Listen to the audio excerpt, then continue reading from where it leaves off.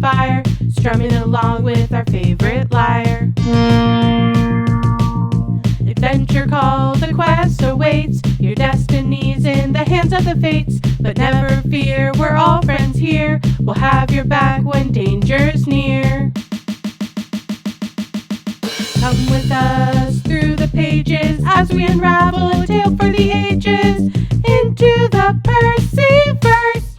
Hello and welcome to the Percy-Verse Podcast. I'm Alisa. And I'm Anna. Get on your Amtrak train and start pacing, because this week we're discussing Chapter 13, I Plunge to My Death. Let's go Amtrak! Let's go Amtrak! Let's go Amtrak! Is it on My Amtrak absolute Stan account? favorite thing ever. Yes, Amtrak Stan account for sure. The ultimate Amtrak stands, the original Amtrak stands, right here on this podcast, the Percy-Verse Podcast. I was thinking of, I might have already said this in the last episode, I can't remember, so forgive me if I already did. But I remember reading these books for the first time, and there were a lot of pop culture references I did not get. I did not know who Hilary Duff was when I first read these books, because there's just a lot of pop culture things I did not have access to. But I had been on an Amtrak train, and I knew what an Amtrak train was, and I remember being so excited. I felt like Captain America in the first Avengers movie when he gets the Wizard of Oz joke. He was like, I got that one. Get it. The monkeys, I got that one. Yeah. That was me being like, I got that one. I got that reference. I know what an Amtrak train is. 100%. And what the big windows he describes looks like. Yes. And, you have paced down those hallways and used the tiny bathrooms and gone to the difference, car. The experience of the sleeper car versus you can't afford it, so you're in trying to sleep in just the regular seats. Yeah, as much as you possibly can. I still vividly can remember the smell. It's imprinted in my brain of the microwave pizza and the cup noodle they'd have. I knew in the you snack were. car. Yes. I just will never ever forget. Oh my That's, God, stuck in there forever. Oh, fully. And listening to going to the observation car, and just favorite. listening to, I would either be listening to the Broadway cast recording of The Lion King or Wicked, depending on the day. But I just so vividly, with the little CD player, the little those over the ear headphones, the ear headphones that were not good. Classic. Yeah, no earbuds back then. No. Yeah. The feeling when the outside nature changes from more deserty to trees for the first time, and you're trees, and it's cool because he's describing looking out and seeing a family of centaurs and a Nemean lion, and it's just so fun to have. You're I know that feeling of looking out and seeing something fantastical. I remember one time we were coming back on New Year's Eve, and I was the only one awake at this point, and we were passing around this giant curve around a big lake, and there was an island in the middle, and all of a sudden the fireworks started going off on the island, and I was just is no one else seeing this? Everyone else is asleep, and I'm having Percy this being magical moment. Yeah, put down your newspapers. I need to figure out what the magical. Maybe I was having a demigod moment, and there's magical fireworks somehow, because it was it was so magical. You saw there's the Hephaestus nobody kids else. Going totally. wild on Yeah, that they were island. just having a party. Yeah, totally. So just a very nostalgic opening in this book, I feel for and both of and us. then after reading this book, because we rode more Amtrak trains after I read this book, I used to be maybe I can spot a centaur, maybe That's so maybe cute. I would be looking that. up, being maybe I can maybe spot you something. can see the centaurs. Yeah. Did you ever see any centaurs? No, sadly No. Yeah. Well, there's still time. We can still go on who trains. knows? Yeah, we'll have to take a podcast Amtrak trip. Oh my someday. God, And podcast vlog from it. the Amtrak train. Yeah, that would be really cute. That would be really cute. Very Very loud. The audio Annoy would be everybody. horrific. We'll have to get something Really- special for that. Yeah. Yeah. We'll do voiceovers. And they ADR, our weren't own attacked. podcast. Yeah, exactly. They weren't attacked once. So I know. the protectiveness of the Amtrak vibes, where they're just vibing, heading west through hills, over rivers, and past amber waves of grain. I was like, it's National so Anthem funny. shout out. yeah, exactly. And yeah, they weren't attacked once, but Percy didn't relax. He felt like they were traveling around. That's on PTSD and trauma. That's on, yes, and ADHD, because he's like pacing. So yes, 100% just valid. All those, just Yep. I mean, given the first day, I understand why he wouldn't trust the next 2 days to be uneventful. You know, I totally get it. But listen, they have to cross the entire United States, which is humongous. And so we're gonna have to get through some days that aren't that eventful. If they're gonna only have 9 days or whatever left, like if they're gonna make it from New York City to LA, they're gonna need without being on a plane. Days. Without anything. We're gonna have to get through some of these days without being attacked. But he said he felt that they were traveling around in a display case, being watched from above and maybe from below, and something was waiting for the right opportunity. And I think that this, like, throughout this chapter, Percy is going to continue to have really great instincts. Like, we're going to see he's very intuitive. He has great instincts. Like, every time he has a thought, like, maybe I shouldn't go up this tiny little thing, like, box up into a very tall tower thing. Maybe there's monsters here. The answer is yes, you are right. And yes, you should listen to that. So I think here he's probably right that he's being watched from above and below. And I mean, I feel like this to me, especially when we at the end of the chapter, he has the fight with Echidna and the Chimera. And she says the thing about Zeus essentially sending her, being like, Zeus let me out for this one, we're gonna have fun today. I was like, I think he's feeling Zeus watching him, and probably Hades being like, where's my helm of darkness? And I feel like it wasn't just the monster presence, but it was he was very aware of just all the gods being just staring. Totally. And I mean, he is on a quest to resolve an issue that is so big that it could start World War III, essentially. And so everybody's invested. Everybody has a stake in it. There is a traitor in the midst, more than one. There is shenanigans happening. And so I think, he is completely being observed. And then also he's being looked out for by the mortal news, which I have to say, this is one of my absolute favorite parts of this book, as you know, is the newspaper clippings. Oh my gosh, I love them. I think they're so fun. And it's something that I wish in the either movies or TV shows or things about Percy Jackson was done. I really want it to be an a superhero movie where it's da la la la la, and it spins up to the front. Spinning, and it's boy on the run, and just kind of hamming it up, because I feel like it is in the midst of this big epic monster filled mythological quest. We have Gabe being the absolute worst, and we have the mortal newspapers thinking that they have any stake in this game, right? When they have no idea what's really happening. And so I also just it's just funny. Well, and just the fact that they're intensely pursuing a 12-year-old boy.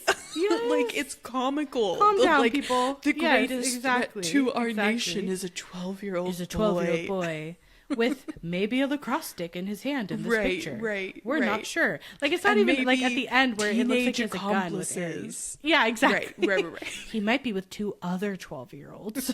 The most terrifying thing in the world. 3 12-year-olds. Exactly.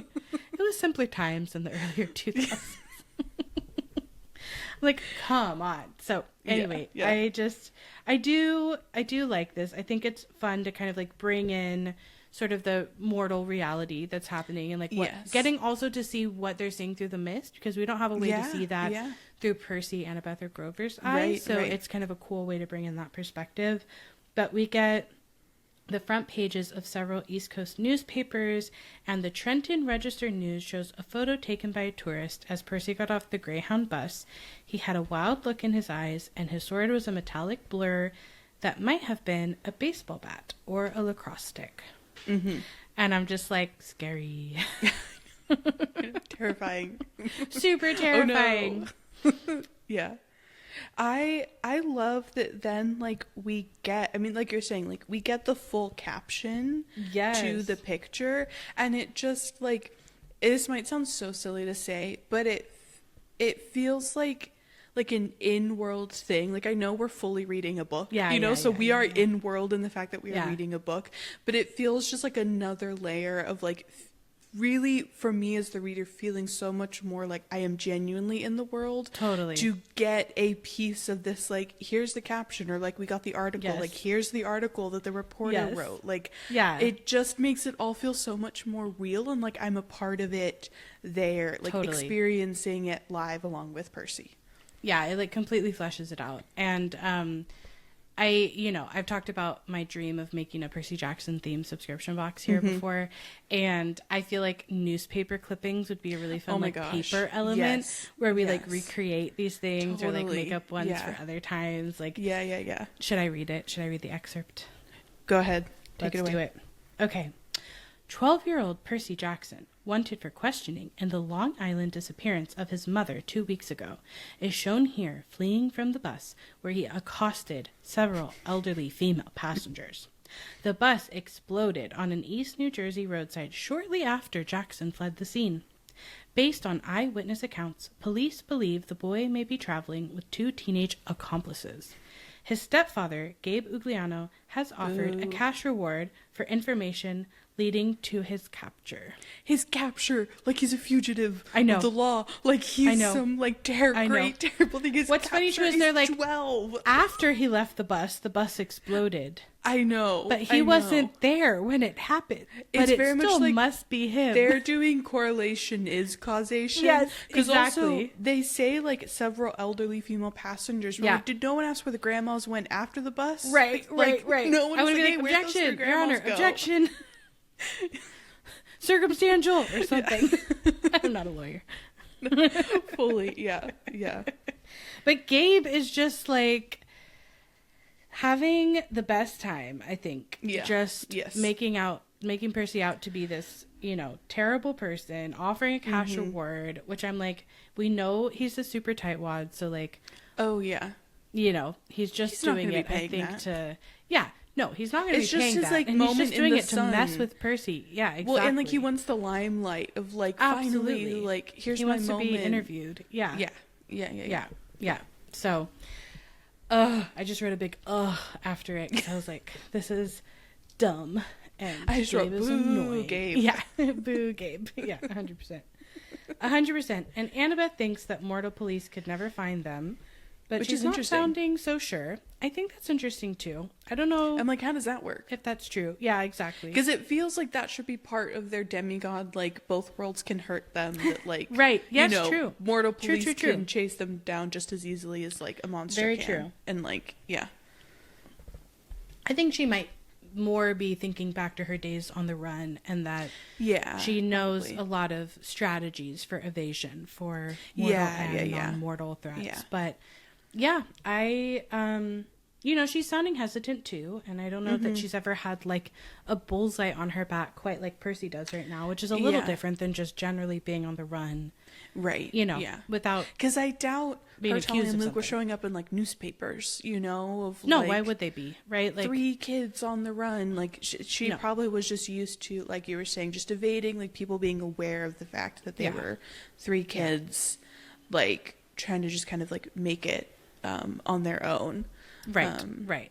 And I have to say, like, and then maybe they stole food sometime, or, there could be things they have to do on the run. But I think the other thing that is, we don't specifically get to experience Percy's internal dialogue around this, but it can't feel good to also continuously read yourself implicated in your mom's death. Yeah. Who you're worried about, who you're hoping you can save, who you're already thinking about, like, to have, because the connection, the other sort of correlation causation issue is like wanted in the disappearance of his mom. Yep.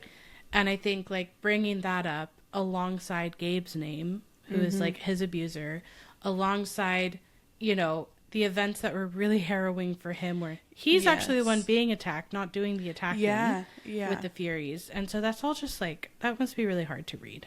Yeah. Yeah.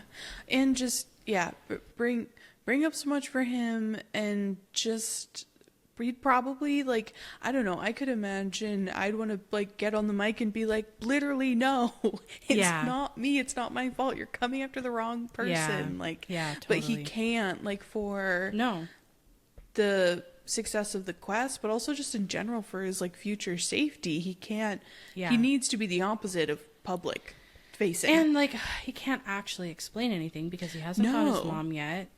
People don't know that the gods and the monsters he can't are be real. like, hey, everyone, Greek gods exist. Yeah, exactly. Actually, then it would be like, yeah, I think this kid has lost his marbles. Right. You know, we'd run into a whole other issue. Yeah. So I think, or he's just making up stories, or like people would react really, really badly to that. So he doesn't have like a rational explanation to help him either, unfortunately. Yeah.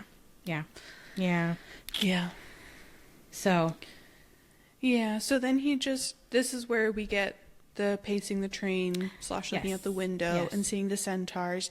And what I'm guessing is this a little sneak peek of like the Nemean lion? It is has that to be what the that Nemean is? lion. The lion, I know, like, which is fun because we're woods? gonna run into the Nemean lion later, but not for a couple of books. I know. But that's kind of 2 fun. books from now. I know. To pop that in here. Yeah. Because I felt like its fur glinted gold. I was like, that has to be the Nemean. Yeah, it's for sure. Lion. Well, yeah, and it's like the size of a Hummer.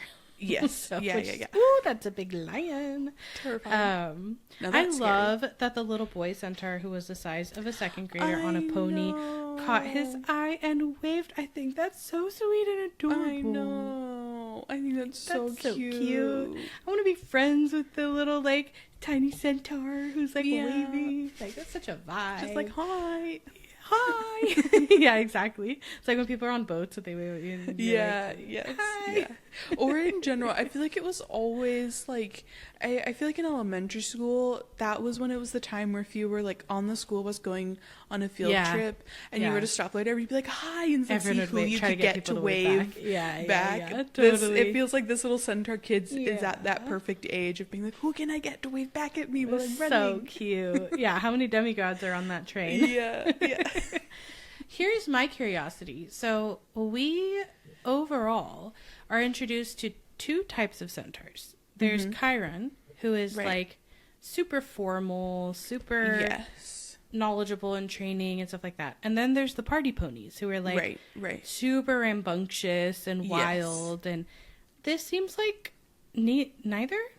And I know I had trying to figure out who these centaurs are. I'm like, are they maybe like party ponies on the move, and so that's why we're not getting the wild side of it all? Or is there like kind of like a third offshoot of centaurs of just like little herds kind of chilling doing that are like little families? Well, and I don't know if there really are any like kids in the party ponies, because it kind of would make sense to me. I don't remember any kids in the party ponies. There wouldn't, like, that doesn't feel like a place for kids. A child, child-friendly space. What I'm actually wondering is if like the lore I built in my head when I was reading this was that when 2 party ponies love each other very much, they go off into the wilderness and have a kid and raise that kid, and then they return back to the party pony herd.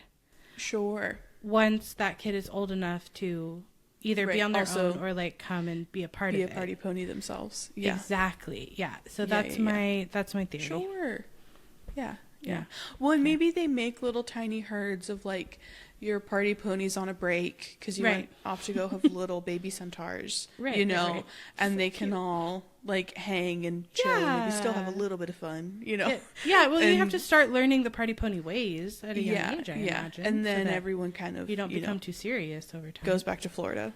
Yeah, exactly. It's like the Great Migration. Once you get old enough, you get to migrate to Florida. It's like the monarch butterflies. Yeah.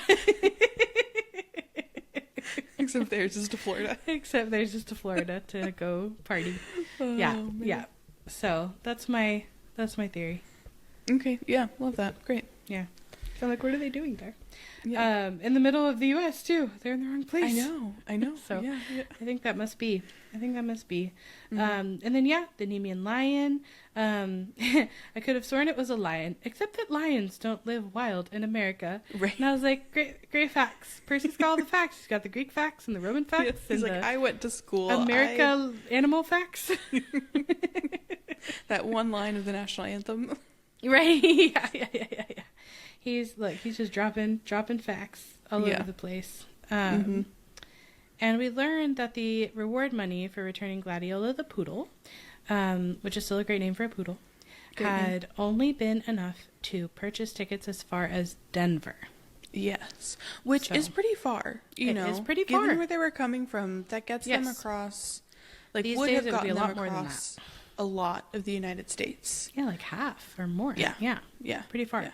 Oh yeah, I know. These days, I literally had that thought of like, nowadays you wouldn't have gotten maybe one ticket one way for one person. Yeah, maybe on like a really good. You found the cheapest day. You got it in advance, and yeah.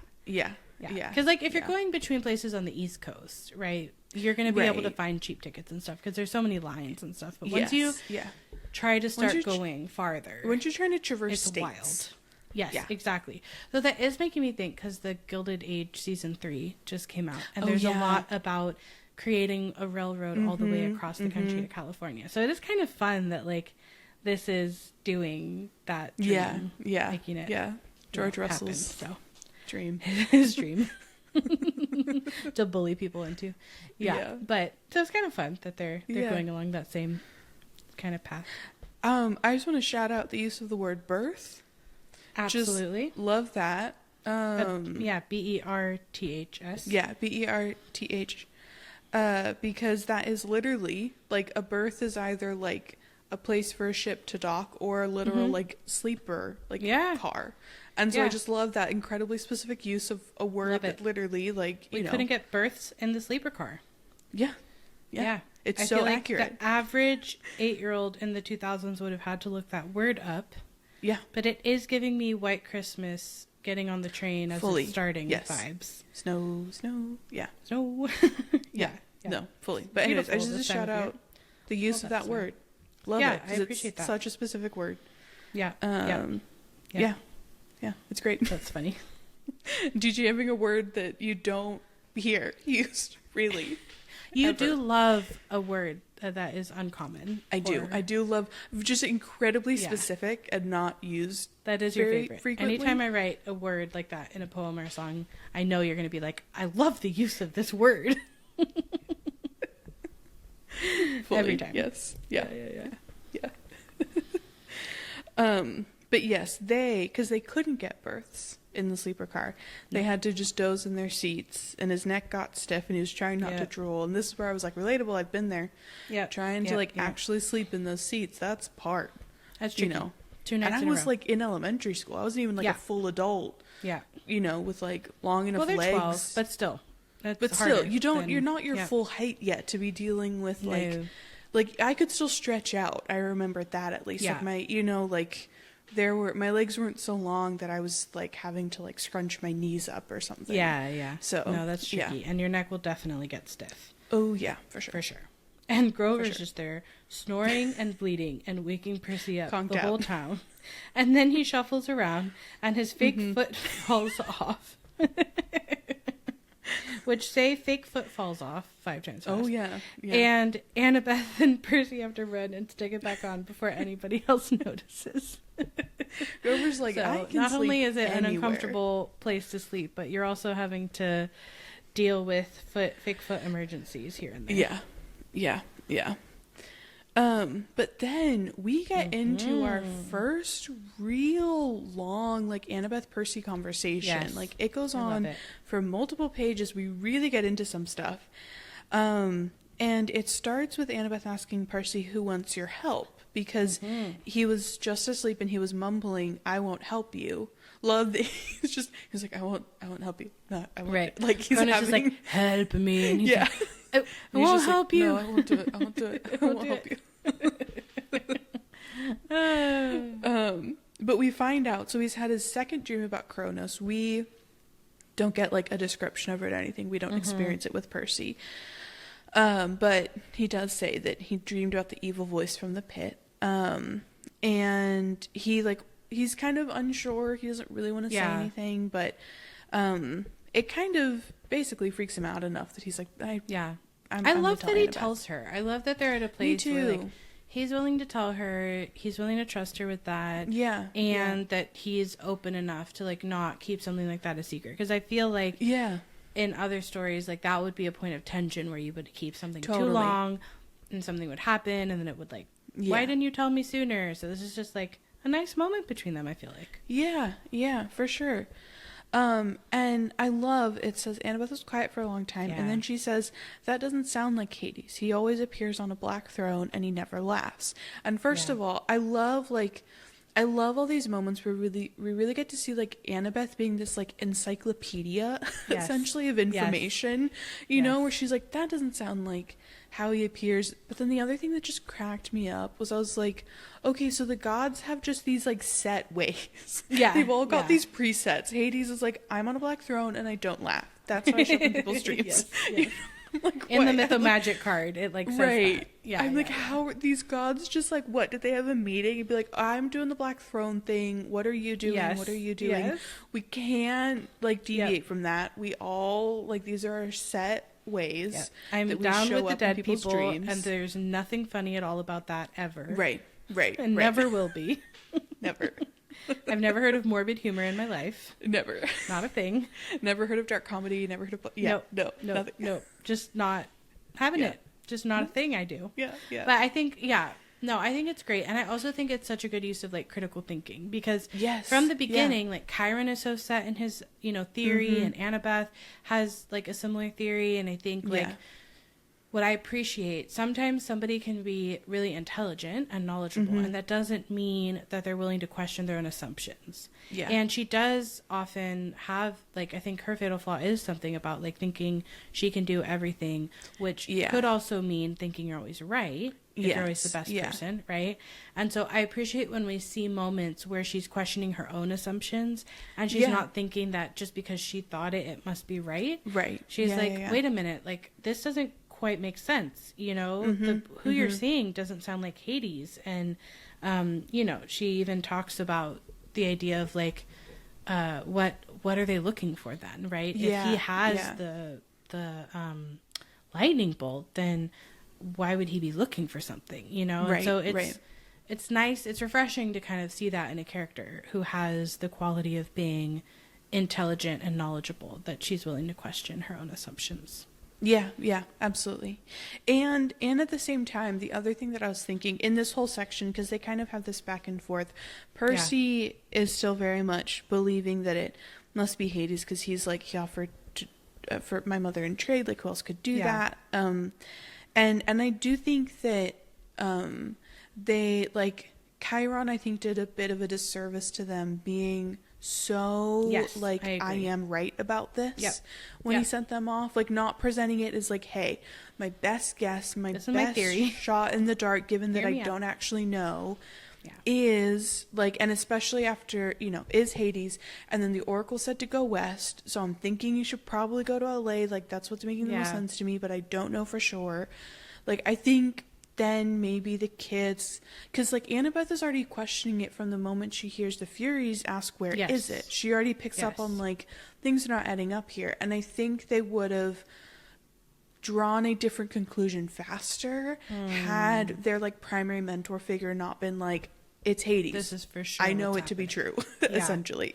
Totally. Though I do think that like the reveal of it being Kronos is like unforeseen. Like, I think it would be hard to predict that like a Titan who was supposedly destroyed like so long ago and relegated to Tartarus and stuff would be, but they might be considering other options, or they might be she even talks about like what she saw at the, like Annabeth has all the puzzle pieces because she like sees at the winter solstice what is going on. She knows who was there. Like they could be, if they weren't so certain, they might have sat down and had Annabeth walk through that whole day and like talk through it and like think through, okay, it has to be someone who's there, and it can't, a god can't steal another god's item, and you know, just kind of like getting a little bit more into the puzzle of it all, because we are getting more clues, but they don't even always realize they are clues or like what to do with them.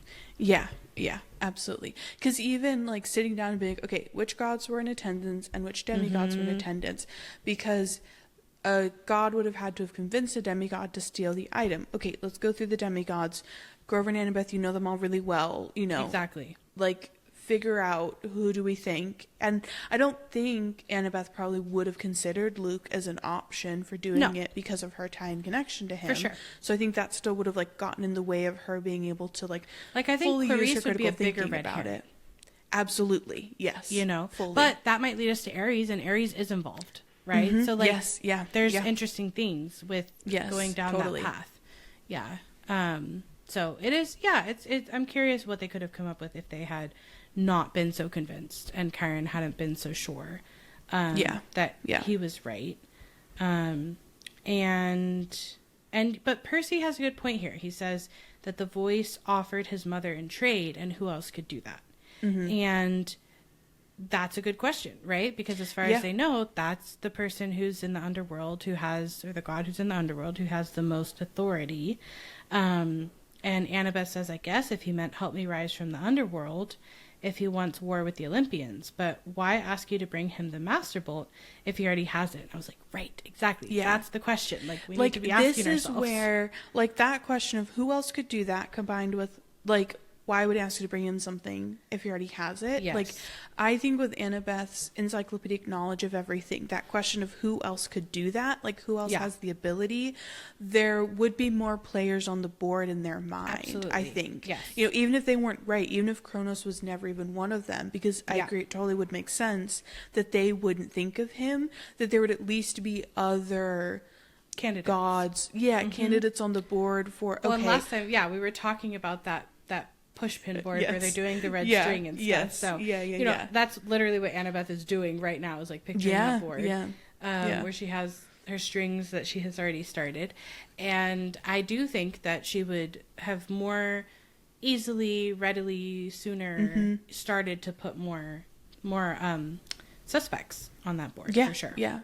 Yeah, because I do think his mother being offered in trade, it narrows it down, but not exclusively to Hades, but it does narrow it down a lot of, okay, who genuinely possesses the ability to essentially bring someone back from the dead and be able to guarantee that she could leave the underworld. Well, the person could be lying, right? So it's at least who knows she's there, who could, you know, it's like thinking about who has the power to, whether it's a false or real offer, to make it and to have that knowledge. Because I think like not just anybody could do that. Yeah. No, that's true. Yeah. And then Percy kind of has a moment of questioning because he comes back to remembering that Grover had said the thing about like the Furies seem to be looking for something rather than someone. And Grover snorts and turns, and so Annabeth readjusts his cap so that his horns aren't showing. I think that's a sweet little moment. I know, it is, and this is where she says, Percy, you can't barter with Hades. He's deceitful, heartless, and greedy, which I want to pause really quickly and say justice for Hades. He's getting dragged through the mud. I wrote beside it, is he, question mark? I was like, how do we know this? Have you, I mean, I guess you met him or saw him at Winter Solstice, but I'm just like, but how would you know deceitful, greedy? Like, how, you know? That, like, kind of doesn't make sense actually for him. What, he's just like hoarding dead people? Like, well, even if you think about the Pluto people. Like he likes riches or whatever, he like has them, like he has just plenty of dead people, he has plenty of riches, like, and he has the riches just because they're like under the earth, right? He just gets them because they're like part of the underworld. And if the greediness is like he's envious that, you know, Zeus and Poseidon get to be above world, it's like, I don't think it's greedy to want that. I think anyone who drew straws and like fully ended up somewhere they weren't 100% happy with might not love basically that. Gets to see the sun one day a year. Which, hey, that's messed up. When we get to that part, that's so messed up. Exactly. He gets to be on Olympus one day a year. And he's one of the main gods. Like, that's so messed up. I know. Yeah. So anyways, apart from my little, like, justice for Hades, agreed. and the way that everyone's just like stereotyping the heck out of him. Yeah. This is when she says, I don't care if his kindly ones weren't as aggressive this time. And Percy like cuts her off and is like, this time? You mean you've run into them before? He's like, I'm not letting it get past me. Yes. He's got his one red string, and he's like, 5 years. Yes. He just keeps tracing that same line. He's like, I know I will get there at some point. Yeah. And she goes to her necklace and particularly like touches the bead that she has with the image of the pine tree, which automatically I'm like, okay, Percy, you know the pine tree is Talia. Right. Okay, right. You know that Talia was 5. I'm like, come on, you've got enough of got enough of the puzzle Percy pieces to make this picture, my guy. It's not always a thing. It's not always the 4. No. We don't always get 4. We've got the one red string, but we don't always get 4. Yeah. And this is where it's interesting. She says, let's just say I've got no love for the Lord of the Dead, which I understand Hades sent a lot after Talia. Yes. So I do understand her kind of personal gripe with him because of that. And basically 100%. Seeing him as like the reason why her friend died, you know, like I completely understand. I do get that. Yeah. But then she says, you can't be tempted to make a deal for your mom. And Percy says, would you do it if it was your dad? And she says, that's easy. I'd leave him to rot. Harsh. Which is where we really get, and we're about to get into a ton, we really get into like how Annabeth views her dad and how she feels about him. And it's strong. It's very strong. Incredibly strong. Yes. And her actions are not always aligning 100% with her words, and it makes sense to have mixed emotions. Absolutely. But it's very strong. Before we dive into that section, I just wanted to say one more thing about the Hades stereotyping. Yes. Because I think one of the reasons that it matters, and particularly in the storyline, is the idea of kind of like self-fulfilling prophecies and people taking on the roles that they're given when they're stereotyped. Because I think both Hades and Nico struggle with the way that they're perceived by others affecting how they act and how they treat other people and kind of giving up in a way and saying, fine, then I'll just be evil, or fine, then I'll just do this or I'll do that, right? And like not having someone believe in them to be more than that or different than that, or see them as like the complex humans and God that they are. So I think like that is part of the journey, and obviously we do get to a place where that by the end of the series gets to be more nuanced, and like that's a big that like they couldn't have won without Nico's help kind of thing, you know, and Hades' help. But I think this is like why it matters is because whenever you see someone as just one thing, and if a lot of people see someone as just one thing, sometimes you end up taking that on because you're like, no one will ever see me differently. Yeah, absolutely. It like they are both Hades and Nico, and kind of all of his children are ostracized. And so then it is that, like you're saying, that self-fulfilling prophecy of like, okay, if you're going to make me the person in the corner that no one wants to talk to because you're scared of me or whatever, then I'll just be that scary person that no one wants to talk to because you are not going to let me be anything else, so why would I try to be anything else? And also, like, why would I try to get out of this corner that you put me in, because you're literally not going to let me. Like, you will not see me in any other way. There's not even a cabin for me to stay in. Like, there's no, I'm not even allowed up to Olympus more than once a year. Like, it's like, okay, then what other choice do I have, you know, other than to kind of embrace this stereotyped personality? Totally. So, I think, it's like it parallels some things that can happen in real life. And so I think that's absolutely part of why it matters to sort of like, without using the critical thinking I just said that she can use, have that stereotype. Yeah. And at the same time, like you said, 100% can understand and empathize with why she would in particular have a grudge and resentment against Hades, and that she was severely traumatized by his actions, and that's real too.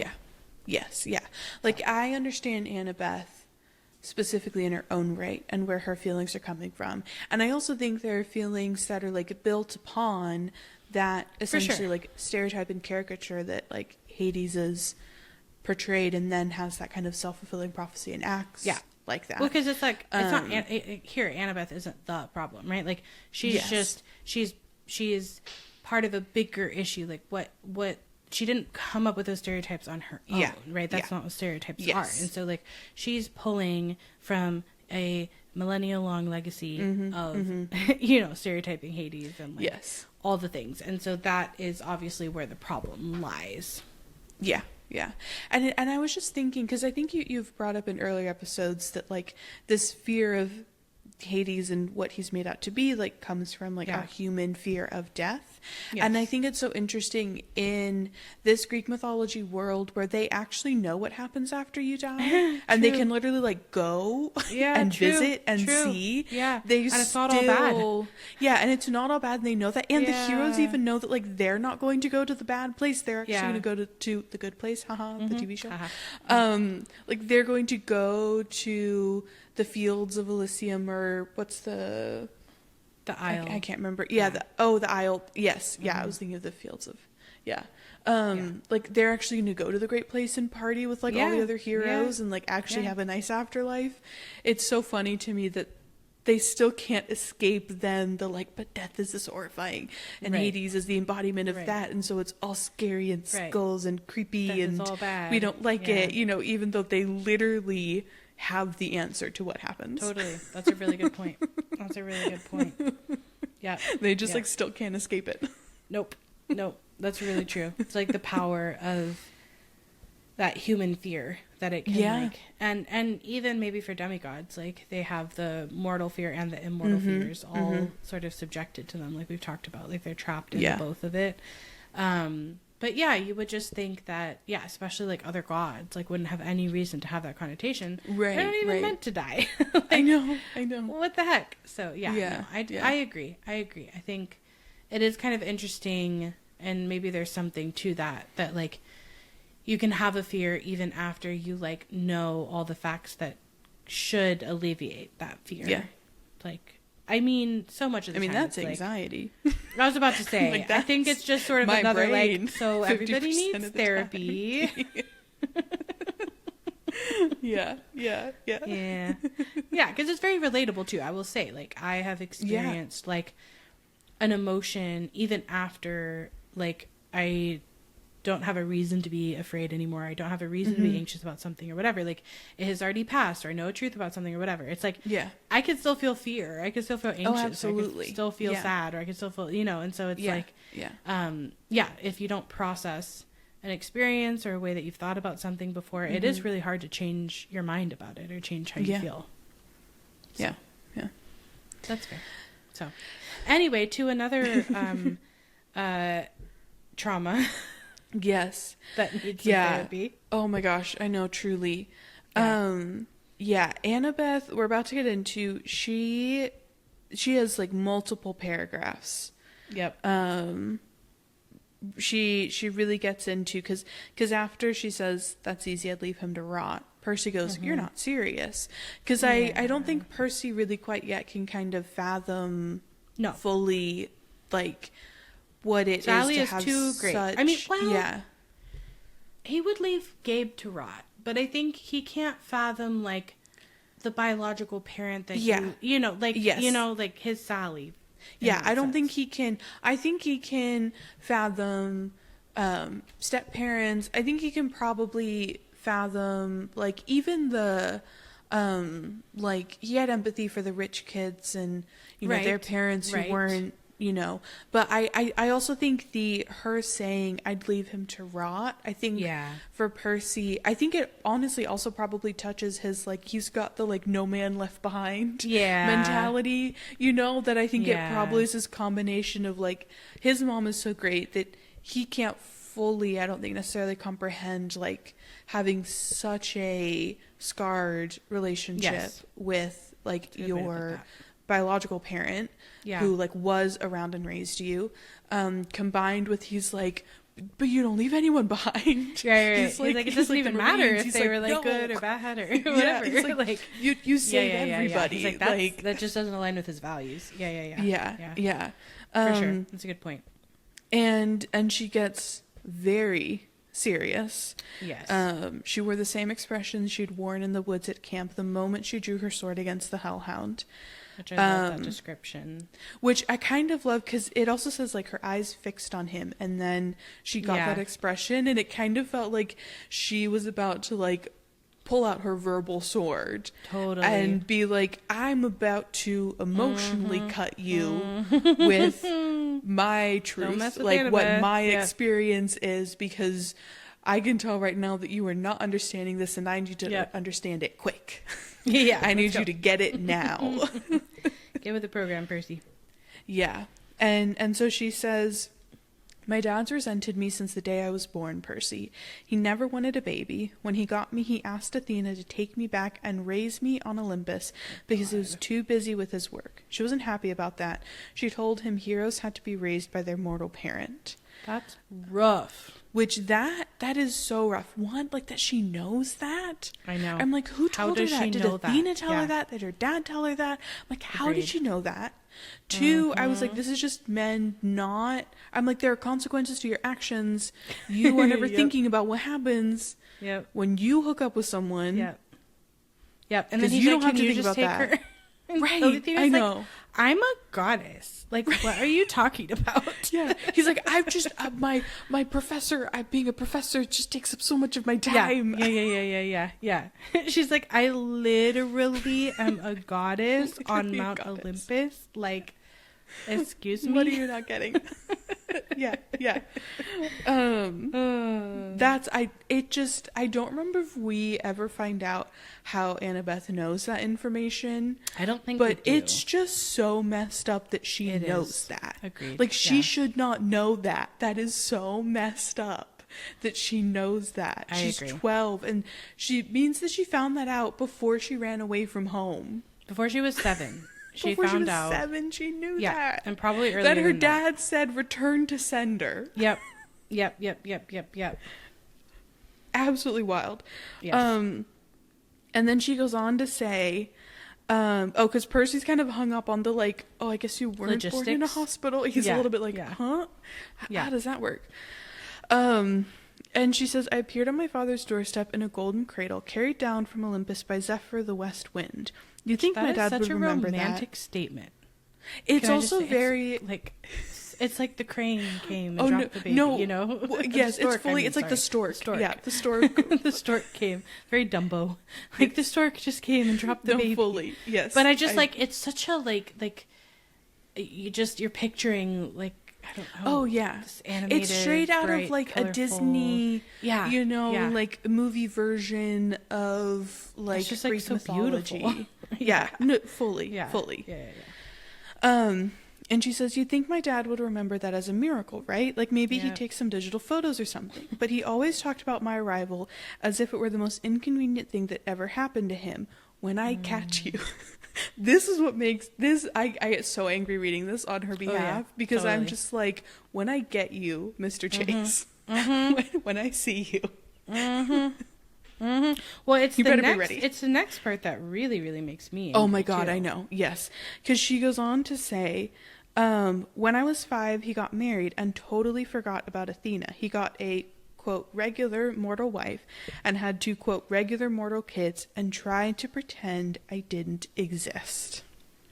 Which I wrote on the side, but I thought he didn't want kids. I feel like this is such a trope in, like, so many TV shows and things like that, which makes me think that, like, and, like, obviously it mirrors reality, right? But the idea of, like, especially a man being like, I don't want kids and I don't want kids and I don't want kids, and then splitting up or cheating on the partner or whatever it is, and then all of a sudden having kids with someone else. Well, it's fully do you remember I'm remembering the scene from the Sister of the Traveling Pants where America Ferrera's character, why am I blanking on her character's name? Carmen. When Carmen goes, whoa, she gives a performance of a lifetime on the phone with him. It's incredible.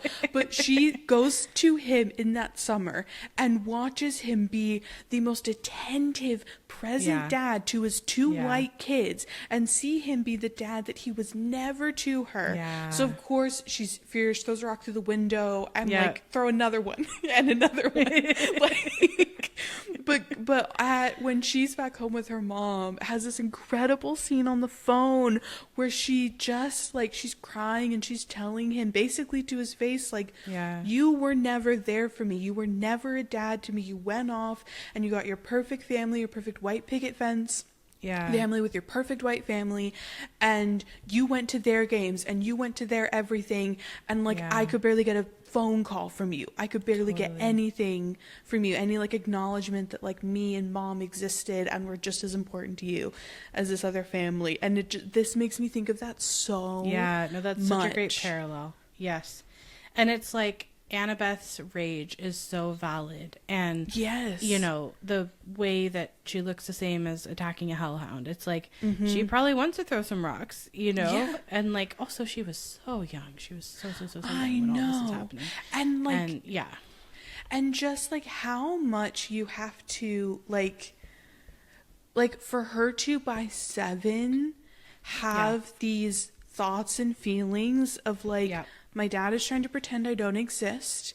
Like, he's trying to just completely erase me, this kid. And then she goes on, to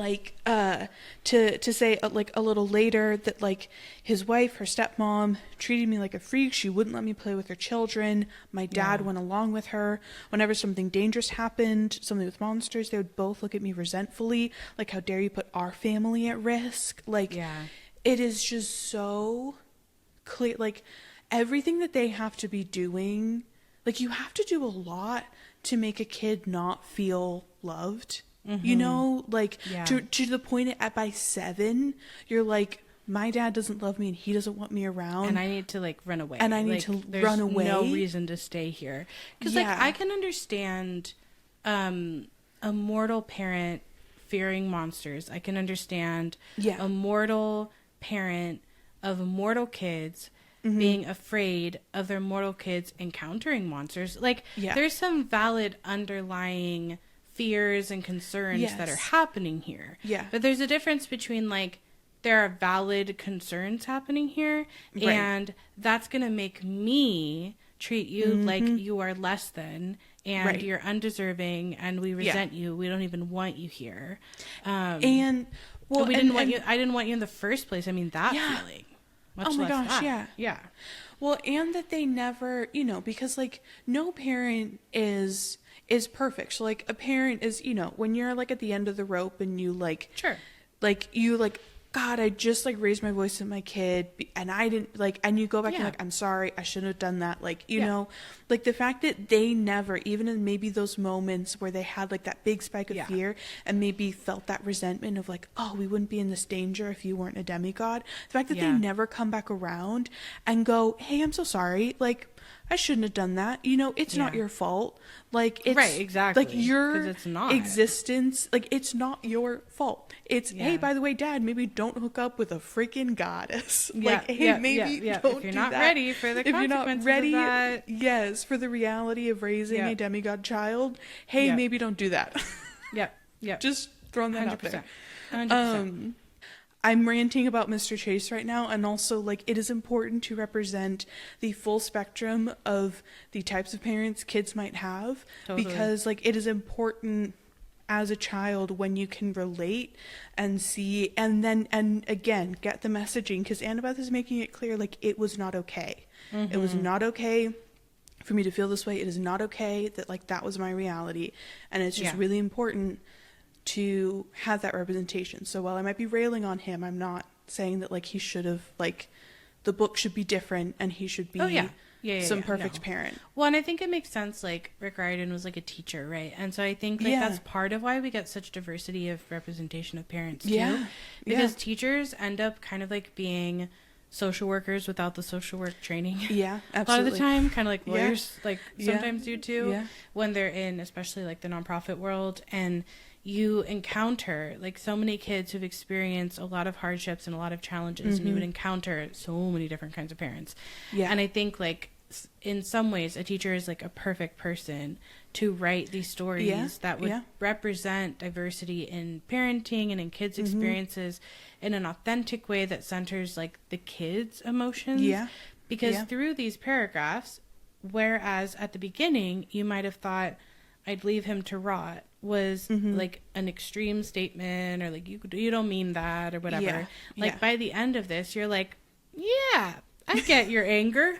I'm with you, you know, I think being, and we've talked about the importance of like expressing anger and things like that. And I think this is like a really cool moment of just getting to experience a young girl's valid anger and rage.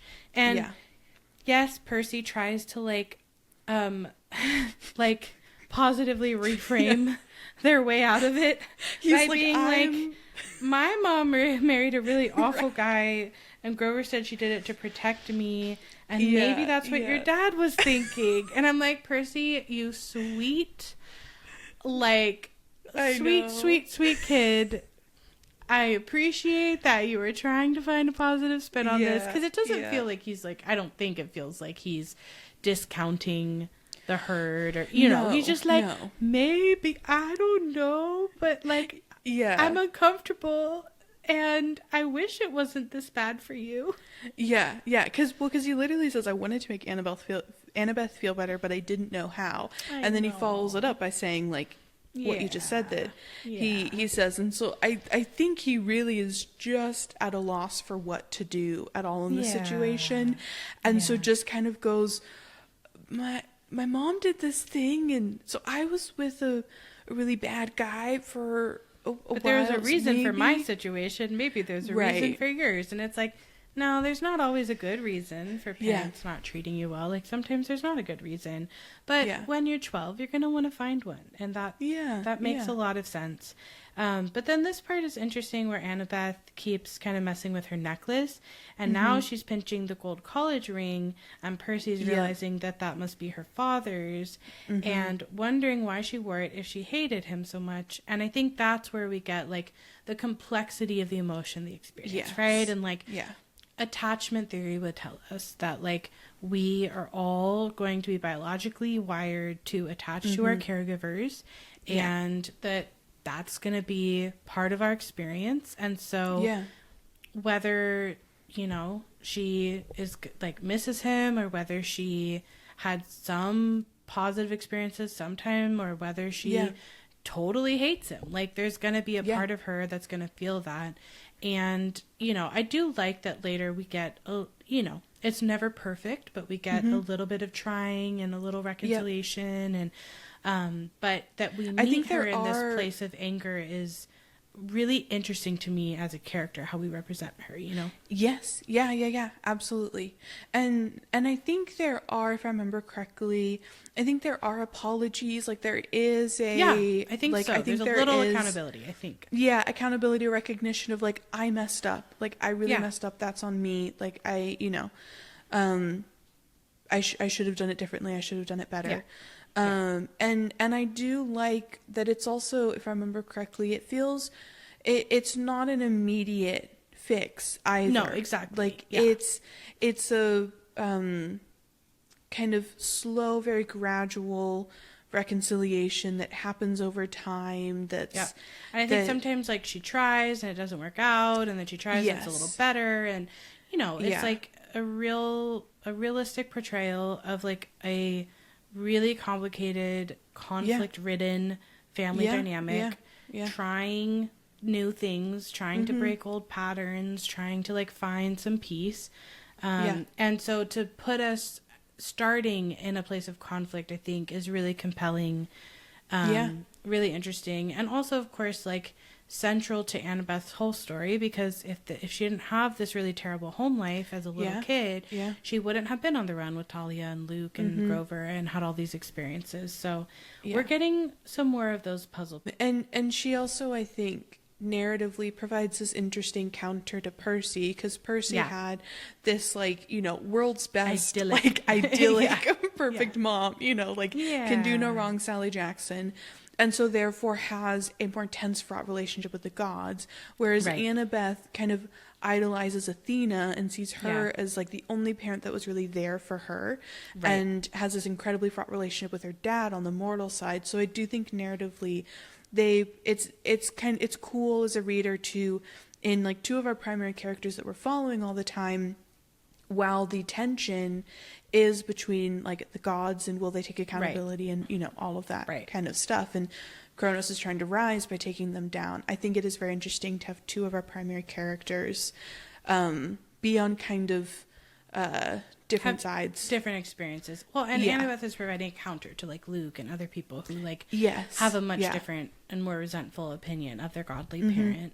When the reality is that in this story, what we hear is that she was abandoned by both of her parents. Yes. Because like the reality is Athena said, no, I will not raise this child. Yeah. You know? And I think that like it's interesting how Annabeth takes sort of like the way things are a little bit more for granted than Percy, for example, or some of the other kids who are starting to feel resentment, because she's just like accepts the explanation that demigods have to be raised by their mortal parent without questioning it. And at the end of the day, like Athena also said, I won't raise you.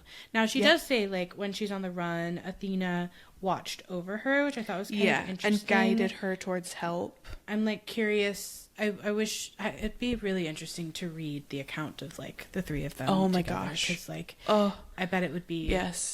Really, really, really Rick Riordan, please write that book. I know you're writing so many books all the time, but please write that prequel. Like, because he already knows. I'm sure he knows what happened. Just tell us. I know. Because I'm sure it's really, really. Oh my gosh. And please do it like Heroes of Olympus style, where we get chapters from everyone's perspectives. Totally, everyone's perspective. Totally.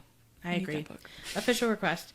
But I do think that I'm curious, like, okay, what does that mean? Like, in what way did Athena watch over? In what way did she guide? It does make me think of like later in Heroes of Olympus, like how much more painful, I guess it just brings into stark contrast how much more painful Annabeth's journey is with Athena when Athena isn't in her right mind and is being like really, really hard to talk to and like horrible to her. Really, exactly. And I feel like that's like really heartbreaking because Annabeth has held on to this view of her mom for so long. But it's sort of like this idea of what are people willing to think critically about? What are people taking for granted? How does that make them perceive the gods and themselves and their relationships? So this definitely lays out an interesting map for that, for Percy to kind of read onto and like try on and see. Yeah, absolutely. What it feels like. Because the thought that I just had was like, why, like, what would have happened if she'd gone to Camp Half-Blood? You know, if her dad had really been like, I don't want this baby, and Athena had been like, well, I don't raise a baby on Mount Olympus. What if they'd been like, hey, Chiron, you're getting this one real young. You know, like. Because from both of their perspectives, and then like Annabeth viewing that, like, because you always love to talk about like there's always a third option. I do. Even in the retelling of the story, you know, Annabeth doesn't question Athena saying no, and also doesn't take that no from Athena as a like, oh, and she didn't want me to. It's instead this like, oh, well, no, but of course, like she couldn't have, you know, like that's not how it's done. You know, a demigod must be raised in the mortal world. That no one is like, okay, well, if her dad really wasn't able to be a father for her, you know, in the way that she deserved to have a parental, a guardian figure there for her, then why wasn't Camp? I mean, she went at 7.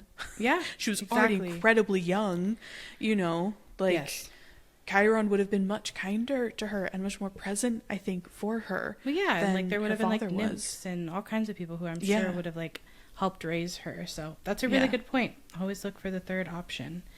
It's interesting here how she says she made a couple of unexpected friends, which is like, it's like we're just dropping like she didn't even say Grover was there, you know, so we're just like not getting the pieces, and she's still being very tight-lipped about her story and her experiences and Talia. Like you said, you know, she's got the pine tree there, so Percy could maybe be thinking about who some of these unexpected friends are. But yeah, it's we're still not quite there to be telling the whole story and trusting Percy with that. And she was just incredibly vulnerable sharing of this about her dad. Absolutely. So it also makes sense that she's kind of reached her, like, okay, that's all threshold. the vulnerability I hit my limit. Like, we're not getting into that story. That's enough trauma stories for today. Thank you very much. Yep. But I like that Percy clocks that. And he says, I wanted to ask what happened, but Annabeth seemed lost in sad memories. So I listened to the sound of Grover snoring and gazed out the train window as the dark fields of Ohio raced by. And I think for him to be, again, intuitive enough and paying attention enough, in tune with her enough to be like, yeah, that was a lot of vulnerable sharing. She looks really sad. I'm not going to ask more questions, even though I'm super curious. And it might even be good for me to, like, know how a demigod survived, because I'm now a demigod out in the world trying to survive. Totally. Yeah. But he's able to, he reads the room in this moment and goes, okay, now it's not the time. He's added that one pin to his corkboard as, like, return to at a later date. This lingering question that I have. Yes, put a pin in it. So we're toward the end of the second day on the train. They're on June 13th. Specifically. 8 days before the summer solstice. So that's not that many days to get across the United States. Yeah. They pass through some golden hills and over the Mississippi River into St. Louis. And Annabeth is craning her neck to see the Gateway Arch because, of course, she's so excited about a national monument and architecture. And she says, I want to do that. And Percy says, what? And she says, build something like that. You ever see the Parthenon, Percy? And she says that someday she's going to see it in person, which I love. Yes, you will. Manifesting. And she's going to build the greatest monument to the gods ever, which she will. And when she says something that'll last 1,000 years, this is like going back to what we were just saying about her perspective on the gods and how much in this moment she's fully buying into, like, the gods as an institution and all their rules and how they operate and function, and like, yes, this is all good and right. Like, the fact that as a 12-year-old her greatest dream is to build the best monument ever to the gods. She's drinking that Kool-Aid hard. Really, she's bought into the system. Yes. She's but I love, like, the fact that we have this 12-year-old girl who's like, I'm going to do the greatest thing that's ever been done. Like, that is my dream. And she's not embarrassed or ashamed. She doesn't say it quietly. Or hesitant. Exactly. Like, I don't know. Oh, I feel it. She's just like, I'm going to build the greatest monument anyone has ever built to the gods. It will last for 1,000 years. Like, I have thought about this. This is what I want. It will happen. This is my 10-year plan. Let's go. Yeah. No, I love that too. And then Percy finds her being an architect funny, which I'm like, I know. Percy, what? She's so smart. It makes complete sense that she wants to, like, use every math and engineering bit of knowledge that she has. It totally to, tracks like, for her. Yeah. But he says just the idea of Annabeth trying to sit quietly and draw all day, which is funny because he's just like, with ADHD. Right. He's like thinking about himself being like, I could never Exactly. I'm sit. Like, you are projecting right now, and let's not belittle someone else's dream or laugh at it. Yeah, because then she gets a little, she kind of gets feisty. A little defensive. Yeah, and she's like, yes, an architect. Athena expects her children to create things, not just tear them down like a certain god of earthquakes I could mention. And it gets a little awkward, and Annabeth kind of goes, okay, sorry, that was mean. Which I appreciate. She's like, that too. Okay, heard that. Yeah. But I'm like, Percy was mean too. I don't know. I know. They were both, Percy was mean for laughing. Spatting. Like, and finding it funny. Because he does say he laughed. Like, he doesn't, like, laugh in his head. He laughs out loud, which, in my opinion, that's rude. After she says something that'll last 1,000 years. I'm just saying, for the record, when someone tells you what their dream is, their deepest dream, just, like, don't laugh. You know, don't just laugh. basic rule of engagement. Just, like, don't laugh. That's it. That's all I'm saying. But I do like that Percy then asks, can we work together a little? I mean, and he says, I pleaded. Like, he does want to be. He's like, can we be friends, please? And so he says, I mean, didn't Athena and Poseidon ever cooperate? And Annabeth thinks about it and pulls from that encyclopedic knowledge. And I love that the example she comes up with is the chariot, because Athena invented it.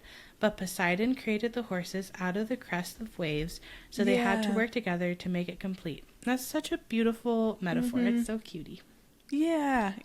Especially because then chariots will be like such a big part of the beginning of the next book. It's very fun. Yeah. And so I really like that as a moment of like, okay, we can cooperate, like we can work together. They work together to make this cool thing. I feel like that was Percy's way of being like, can we put our parents aside? Yeah. Like, can we just not have them in the mix between us? Like, can we have them and their stuff as separate people and separate things and create our own relationship? They don't have to affect us. Yeah. I feel like that was his way of being like, can you stop bringing them into, because that's another way in which Annabeth is like bought into the system, is this idea that like she has to be in competition with Percy or not like Poseidon or whatever. Right. Yeah. And she goes, I suppose. When he says, if they can cooperate. Baby steps. And so they arrive and they're told they're gonna have a 3-hour layover before departing for Denver. Always fun. And Grover, now awake, is like, I need food, because relatable. Hungry Grover in the house, strikes again in the train.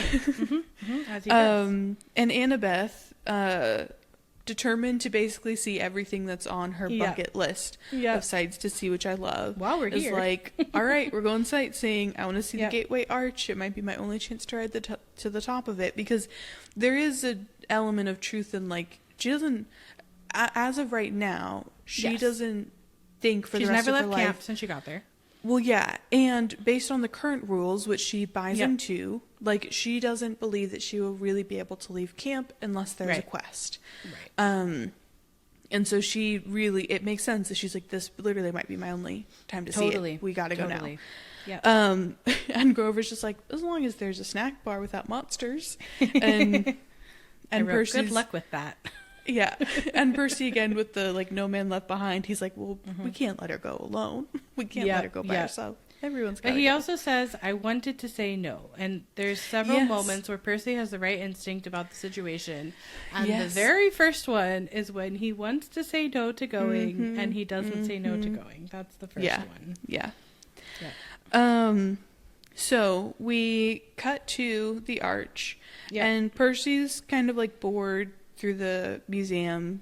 He calls it, it's like looking at covered wagons and other junk from the 1800s. So I'm like, funny. Okay, I guess history is not Percy's thing, which makes sense. Definitely not. I think that's pretty clear. Yeah.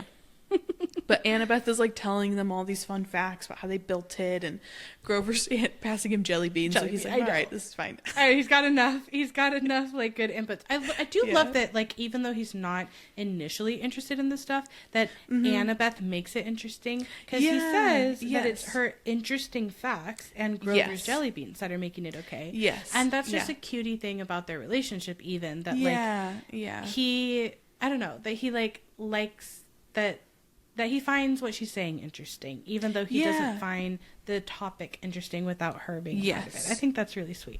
Yeah. Well, and I think it also read to me as that, like, that way, whether it's, like, in a friendship or in a romantic relationship, where, like, the person that you're hanging out with, their interest in something, because they love it so much, that makes you be like, I'm on board. Yeah, like, yes, please tell me about this thing that you're excited about and that you love. Like, it also felt to me like that moment where he's like, my friend Annabeth loves this arch. And so I'm going to listen to all her fun fact arch facts. Exactly.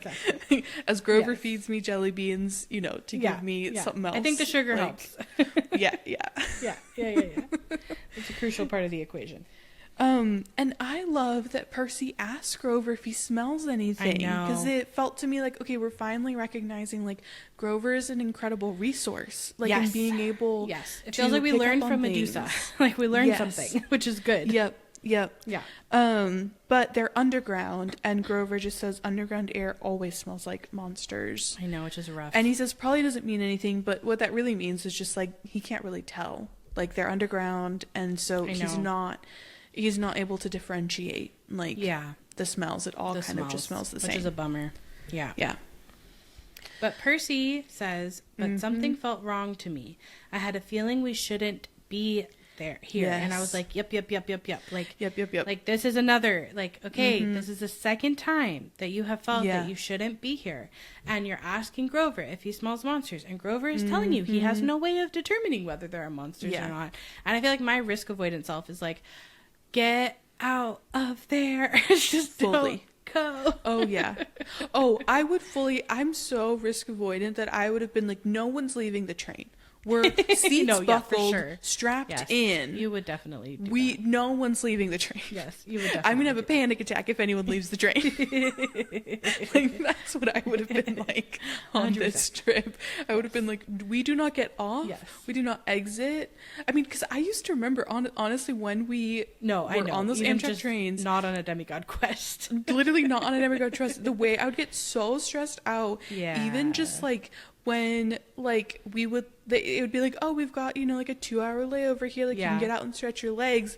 I was like, no, we can't, because the train could leave without us, and then we'd be stranded, and all of our bags would be going to Pennsylvania, and we'd be stuck here with nothing. I was like, I can't leave. It would literally stress me out so much to be off the train, and I would not calm down like internally until we were all back on the train. Yes.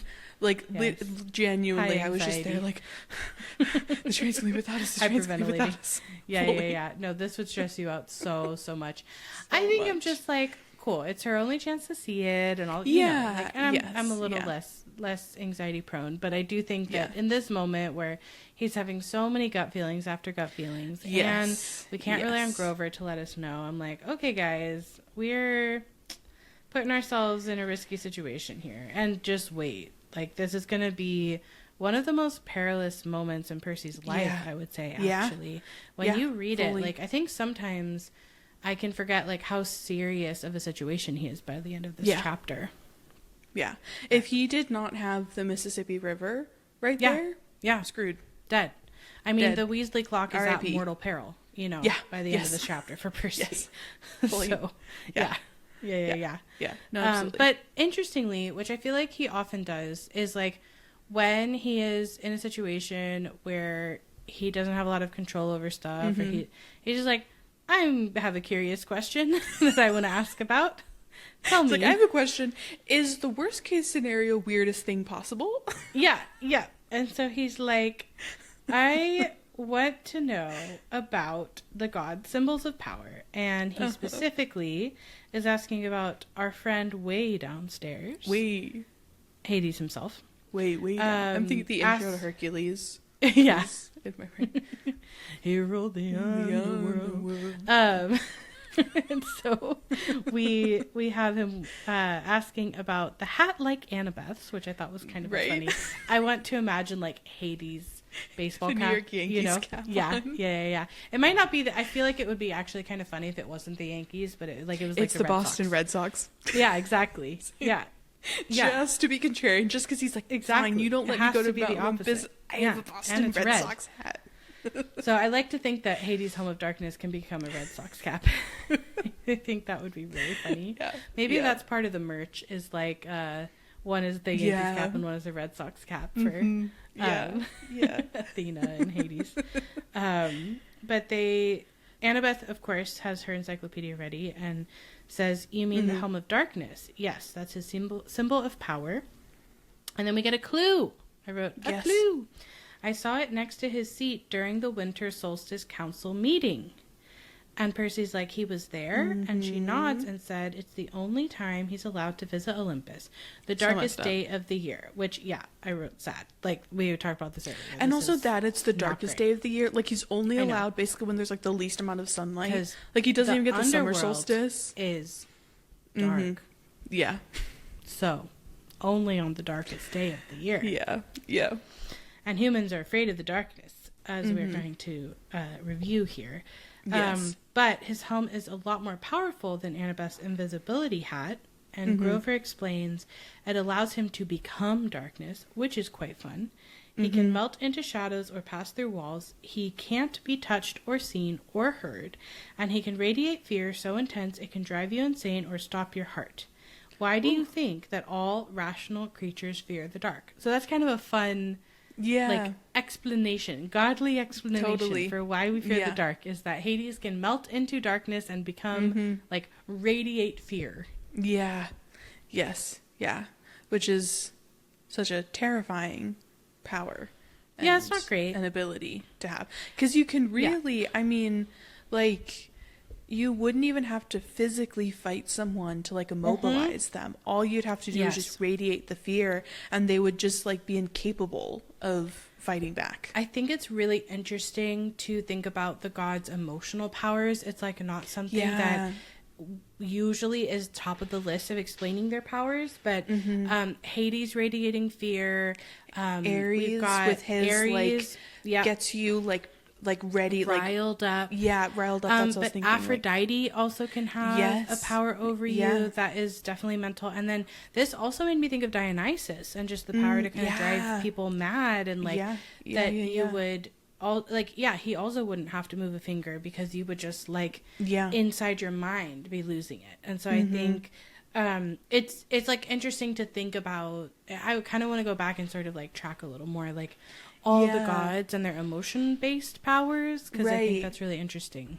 Well, and then I don't know, I might be making this up, but I feel like doesn't Hestia have some sort of like calming, like when he talks with her in the when he sees her in the 5th book, like I feel like doesn't he have like he like looks at the fire and he sees like all the best images from Camp Half-Blood, like his best memories. Yes, he does. With his friends, kind and of then the doesn't he kind of Dionysus? Yeah. It's like in terms of, you know, those powers then being like positive. Yes. Like I feel like she is able to kind of through the fire like radiate that, bring just like that warmth. energy. You feel at home. You like totally feel calm and happy and all of that. Yeah, because I don't think all of these have to be negative. I mean, some of them do feel kind of negative, but I think, you know, they don't all have to be used for evil necessarily. Yes. But just that it aligns with sort of their domain. Yeah. Of yes, influence. Absolutely. Yeah.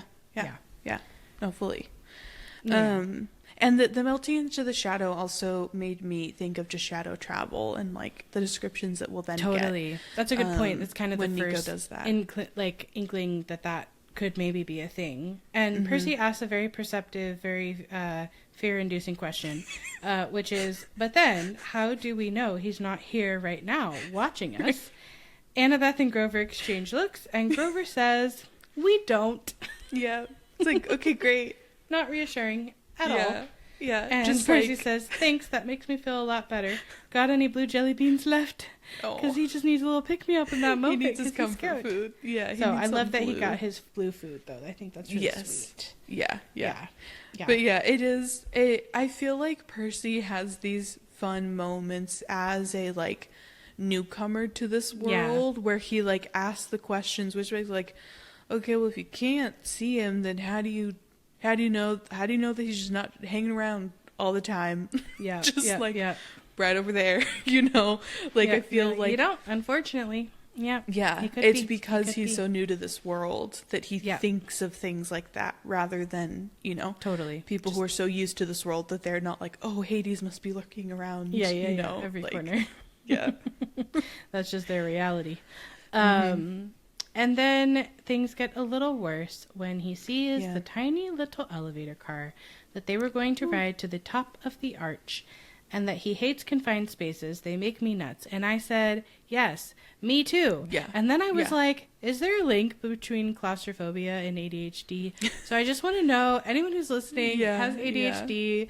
Are you also a little bit claustrophobic? And is that part of the antsy thing? Or is it just like random? Like there's nowhere for you to, well, I was just thinking about like how on the train he's able to pace. Exactly. And in like a tiny space he wouldn't have like confined. that outlet. Yeah. So I'm just curious. It seems like it makes sense that it'd be correlated, but like, is this a thing? Tell me I'm not alone. I'm curious. I deeply related to the like in just an elevator car making you jumpy. Because you don't like heights. Well, one, I don't like heights, but then two, without fail, every time I get in an elevator, the moment when you've arrived, but it hasn't done the like, it drop, like does that drop down and the doors actually open, I'm like, oh, the elevator's gonna fall and I'm gonna die. Like literally every time I get on an elevator. Good insight into your anxiety today. That's like one of my the themes intrusive of thoughts. This episode. Yes, just like all your intrusive thoughts. Like I'm just like, the cable has snapped. I'm about to fall to my death until the doors finally open, and then I'm like, oh, but okay, then Peter Parker shows up, and you get and then I'm hopefully fine. The version in the newer movies. And not the Andrew Garfield. Yeah, no. He redeemed himself. You know, in No Way Home, he finally. Hopefully, that's the version that you'd be. Yeah. I'll take the Tom Holland one, who successfully saved everyone in Homecoming at the Washington Monument. 100%. 100%. Yeah. Yeah. But yes. So okay. Do we want to get on our soapbox now? It is time. Welcome everybody to the regularly scheduled Alisa and Anna discuss how we shouldn't be doing fat phobia in books. No. We need a theme for this. We need a whole theme song. Yeah. Fat phobia in books. Don't do it anymore. Woo. Woo. Okay. So, Echidna. Yeah. And I think what makes sense to do is do the rant, say it applies for the whole character like we do. And then we just know that it's going to continue through the whole time this description. Yeah. And we don't need to necessarily like talk about it the entire time. Yeah. As they're doing the fight and stuff. But let's do like a TLDR list of the problematic description of Echidna in this chapter. Yes. Starting with the big fat lady and her dog. Yeah. So one thing we were saying earlier is once you've said big and or fat, you don't need you the have other had one. a size descriptor used. So the doubling up is unnecessary. Yeah. And two, calling someone fat and or big should be a neutral descriptor, just like calling someone tall or short. Yes. The reality in the current day often, and especially in the early 2000s, writing a kid's book, is that is not the connotation of calling someone big or fat. It was a negative connotation. And so what we're going to see, number 3, throughout this whole section and the rest of the chapter with Echidna, is that she is almost exclusively referred to as the fat lady. She is. She literally is until she says her own name, Echidna. All of her dialogue is followed by the fat lady. Literally nothing else. It's literally sentence of dialogue, end quotation, the fat lady. Sentence of dialogue, end quotation, the fat lady. It is literally exactly that wording until she says her own name, and then it switches to Echidna said, Echidna hissed, or whatever. Yeah. Right, exactly.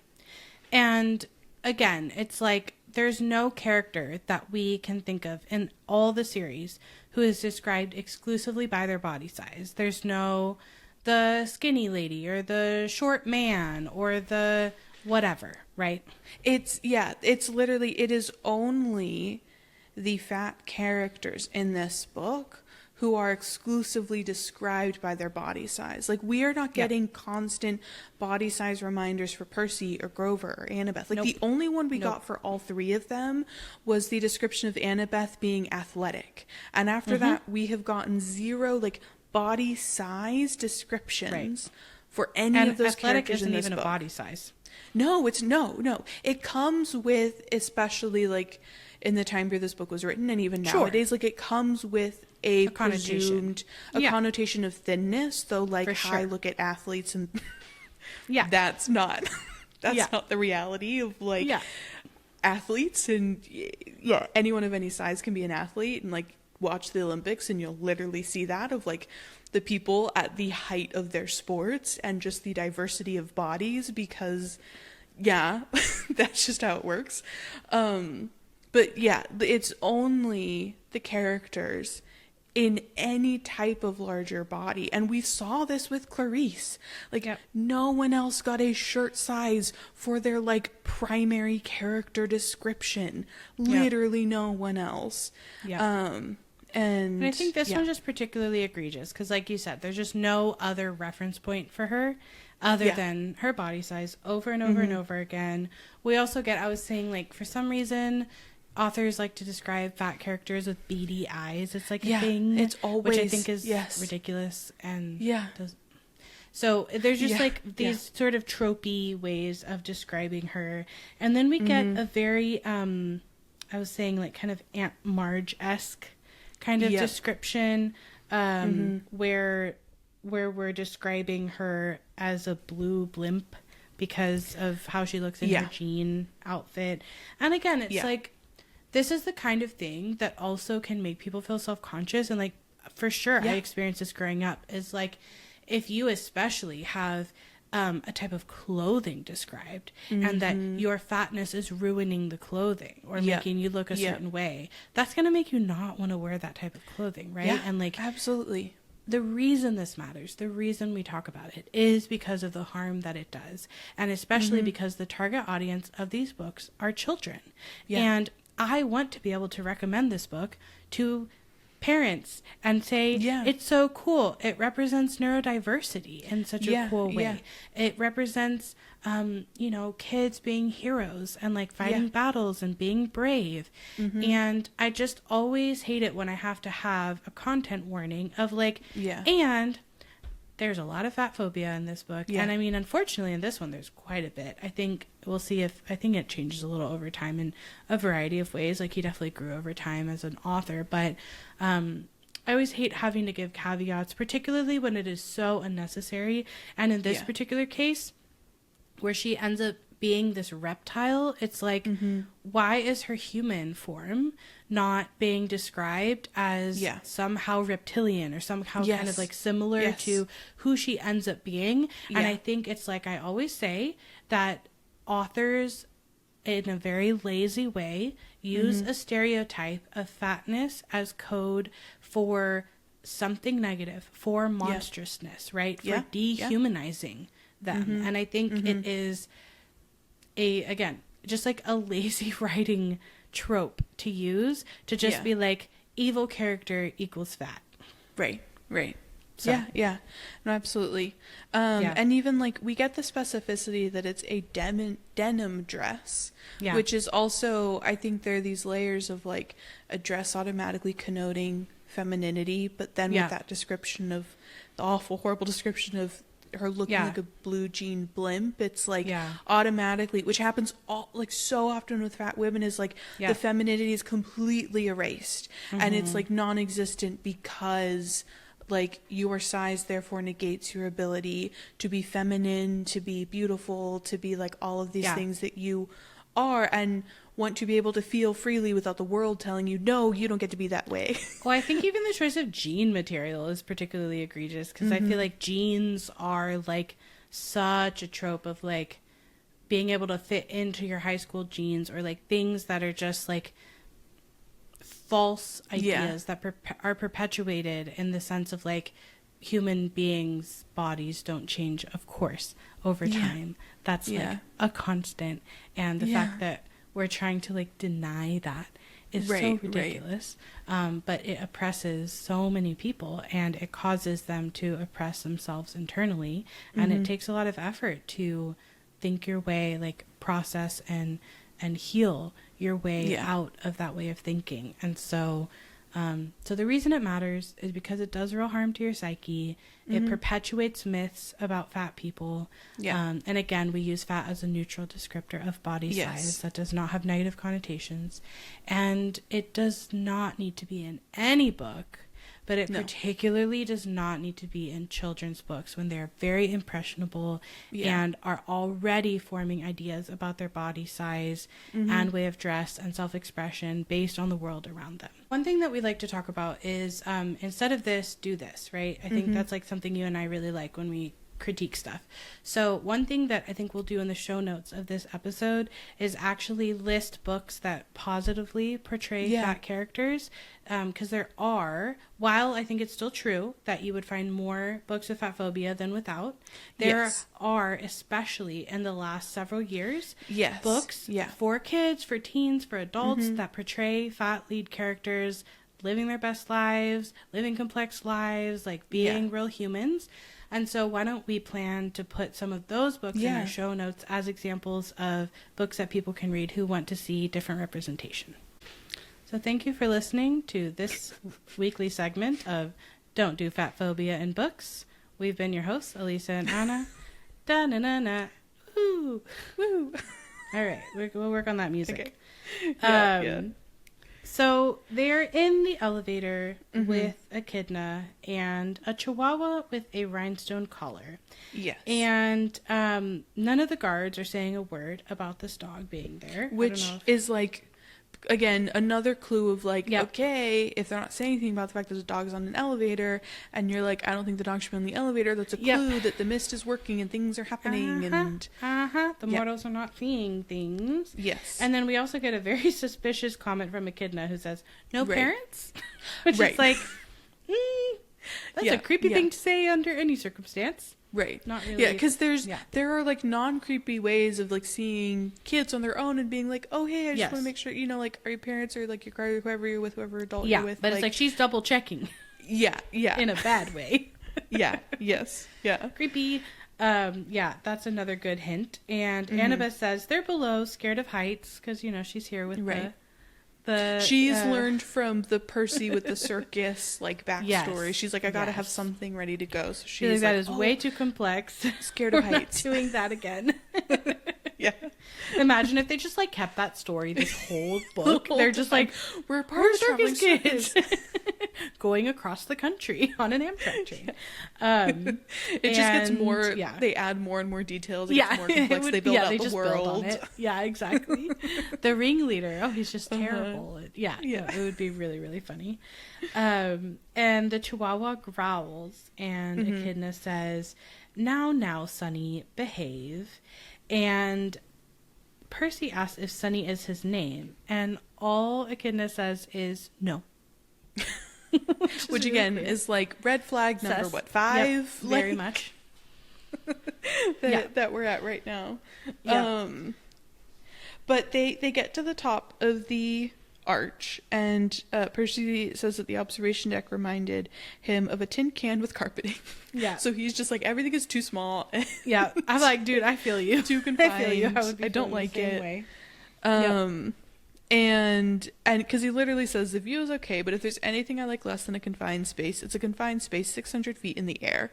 It's like he's ready to go at any second. But Annabeth is like, she's talking about the structural supports and how she would make the windows she's bigger. Having a great time.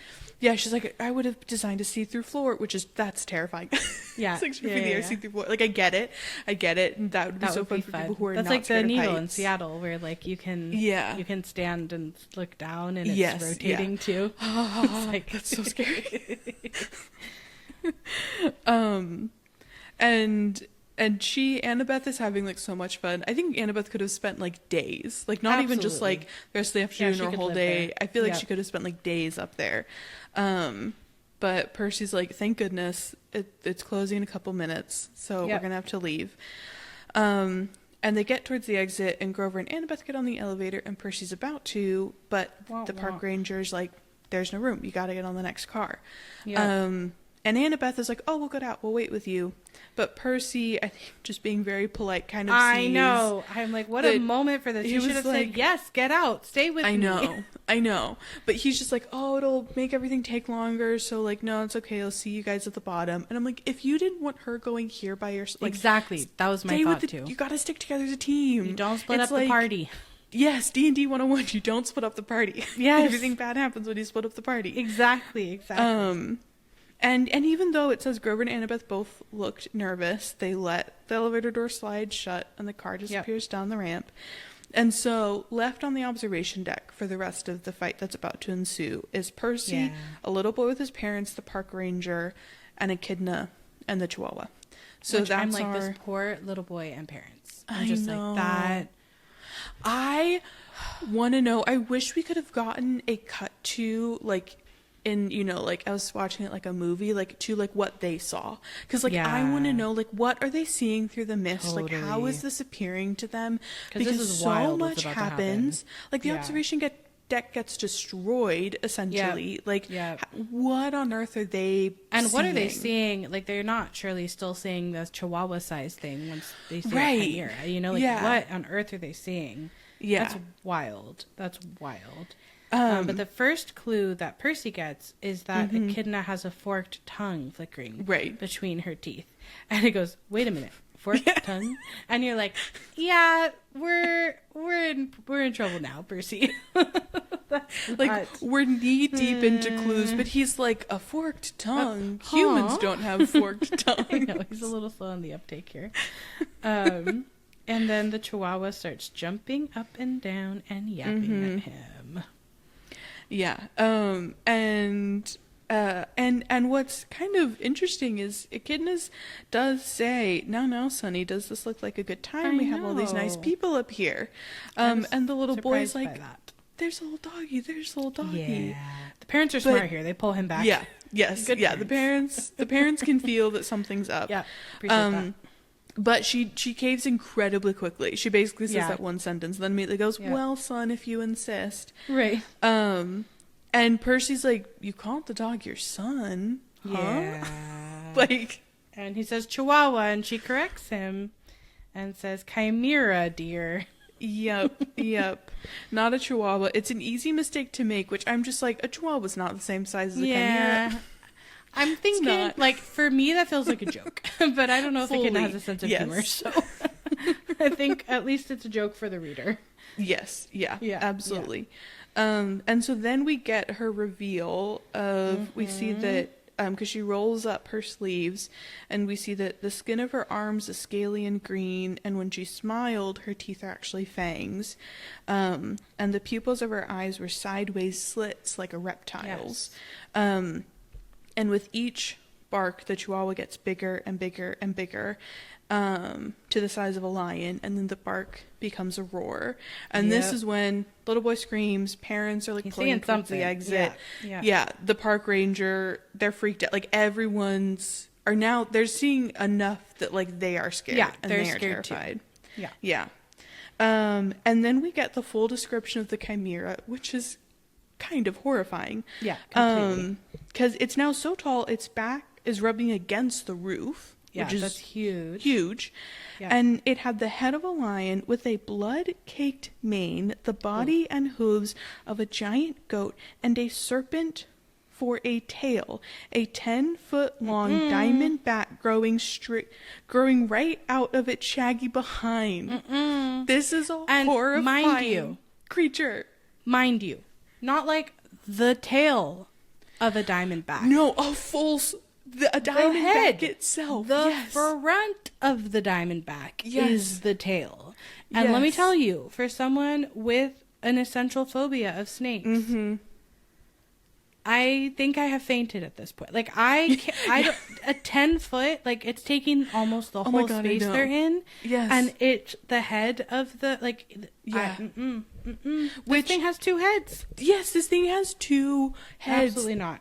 That can absolutely take you out. It's like a lion head and then a diamondback head. Absolutely not. And it's pre-caked with blood on the lion head. Yeah. So, like, it's just like, that's the biggest flex ever. It's like, I have faced many creatures before, and their blood is all over my mane.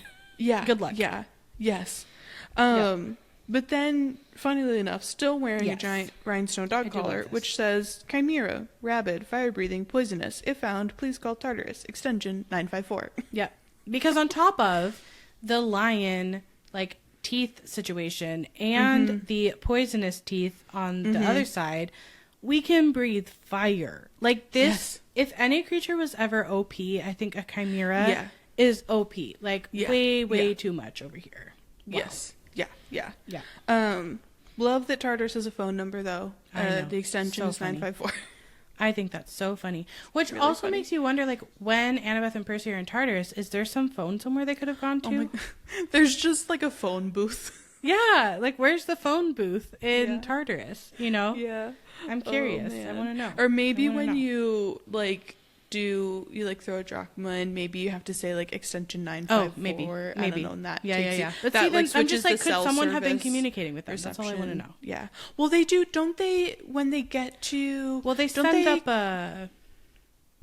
It's an offering. That's what they do. It's they an send offering. Up an offering. No, it's super clever. Right, that's right. It's super clever, but it's just the existence of an extension makes me curious about like, how that works and how you would use it. Because you also need like water. Like, anyway, I'm just like, would they come out of one of those like the lethe, or like if you come out of the lethe in a message, do you forget what you were gonna say? That's really bad for demigods who already have ADHD. Right? They're already bound to forget, and they're like, oh, dang it. I had no shot. Funny mini theory. So I'm just curious how that works. But you know, Percy's reaction here is totally understandable. Oh my gosh. This is like the most frozen we've ever seen him. Yes. His hands are numb. He hasn't even uncapped his sword. He's 10 feet away from the Chimera's bloody maw. And he knew that as soon as he moved, the creature would lunge. And it's like his instincts are not as rapid here. And it's like, of course. Like, this is a terrifying, terrifying situation to be in. He's like so beyond even just outnumbered.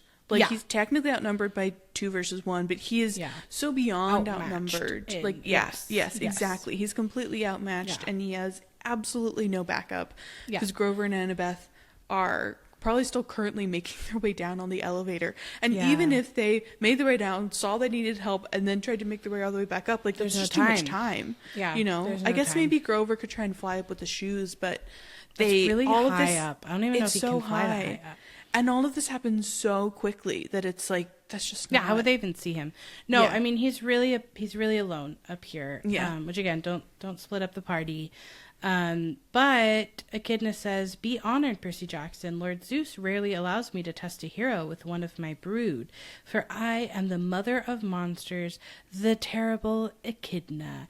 And it's like, if it's not bad enough that Hades was sending monsters after Percy, now we have Zeus sending monsters after Percy. Which and I am annoyed at the gods. Yes, because first of all, Hades, at least, like Percy's not technically on a quest to explicitly on a quest to retrieve Hades' Helm of Darkness. Right. Like, literally, Percy is... I know Zeus thinks that he stole it, but Percy's literally on a quest to retrieve it. And I'm like, you're just, like... What are you doing, why would Zeus? you interfere with that? And it's weird that the wording is to test a hero, you know, rather than, like... Like, you know... Sometimes with the Furies, you're like, we are here to kill you, give us the thing. You know? But this is like... Okay, like, what does that mean that Zeus is testing Percy? But I do love that in the midst, and this is what's so great about Percy, in the midst of just, as we said, one of the most helpless, frozen situations he's ever been in, he hears Echidna, and he goes, "Isn't that a kind of anteater?" It's like all his brain has capacity for is like... Yep. Is like making that, which is also a very ADHD thing, I think, of just like making a snap connection, you know, and saying it in the moment where like, what are we doing right now? But I also love that, like, that makes her so angry. I know. She turns brown and green with rage and says, "I hate it when people say that. I hate Australia, naming that ridiculous animal after me. For that, Percy Jackson, my son shall destroy you." And I'm just like, hating an entire continent because somebody named an anteater after you. You know, it's just like, I hate Australia. Like, it's just so funny. I know. But it's also, to me, this implies that just she has, since that the anteater was named that, like, she has gotten this. She's run into this. Yeah. Yes. Like multiple over times, and over to the point again. Where she's just like, I am so over it. I'm not a freaking anteater. And I'm just like, were you really not going to have the Chimera attack? Right, yeah. Like, was that... Is there a world where Percy doesn't mention an anteater and you all just take the elevator down? Like, I don't think so. Or somehow, like the Chimera holds back, you know? Right, exactly. Like, doesn't go at, like, full power. I don't really see that happening. But either way, she's pretty determined at this point. The Chimera charges. It's lion teeth gnashing. And Percy, at least at first, manages to leap aside and dodge the bite. So he's got some of the instinct kicking in. But he ends up next to the family and the park ranger, who are all screaming and trying to pry the emergency exit doors. Because being immortal in this situation sounds terrible. And Percy's worried about not wanting to let them get hurt. So he finally uncaps Riptide and runs to the other side of the deck, yelling, "Hey, Chihuahua!" Which is, again, like... Are these fighting words? I don't know. Maybe. But it does feel very Percy Jackson that the thing that shakes him out of this kind of like other paralysis is I cannot let other people get hurt. So I need to figure this out, and I need to get my head in the game now. Very, very, very Percy. And the Chimera turns faster than he would have thought possible. So I think it's always interesting, like, it's not that I've played that many video games for clarity, but this makes me think of when you're playing a video game and you go into an area of the game, but you're not supposed to have gone to that area yet. So you haven't, like, you don't have the right powers or weapons or XP or whatever to get to that area. Like, you haven't leveled up enough. And so you're facing a creature or monster or, like, enemy that is too strong for where you're at as, you know, the video game character. This feels like Percy is, like, he hasn't leveled up enough yet. And so, you know, the Chimera's faster than he thinks and, you know, bites him more easily and, like, goes through all of these, you know, attacks that Percy's just not ready for. It's like... Because then the Chimera hits him with just a straight column of flame. Like, before Percy has a chance to swing his sword, it opens its mouth, emitting a stench like the world's largest barbecue pit, and that column of flame comes straight at him, which he's just wholly and he brought a sword to a firefight, and unfortunately a sword is not able to fight. A fire and venom fight. And there's just not much you can do to combat. That's why firefighters don't usually carry swords, you know. I don't feel like it's so effective. It's not effective. No, not really. No. And so he dives through the explosion, and the heat was so intense it nearly seared off his eyebrows, and the carpet has now burst into flames. And so now, in this tiny where he'd been standing box before, was now a ragged hole in the side of the arch with melted metal steaming around the edges. So now there's a gaping hole in the arch that's like 600 feet above the ground. And he goes, "Great, we just blowtorched a national monument." He's like, "This is going to do wonders about that. I think that's... for me in the press." Right, exactly. So can't wait for the newspaper articles.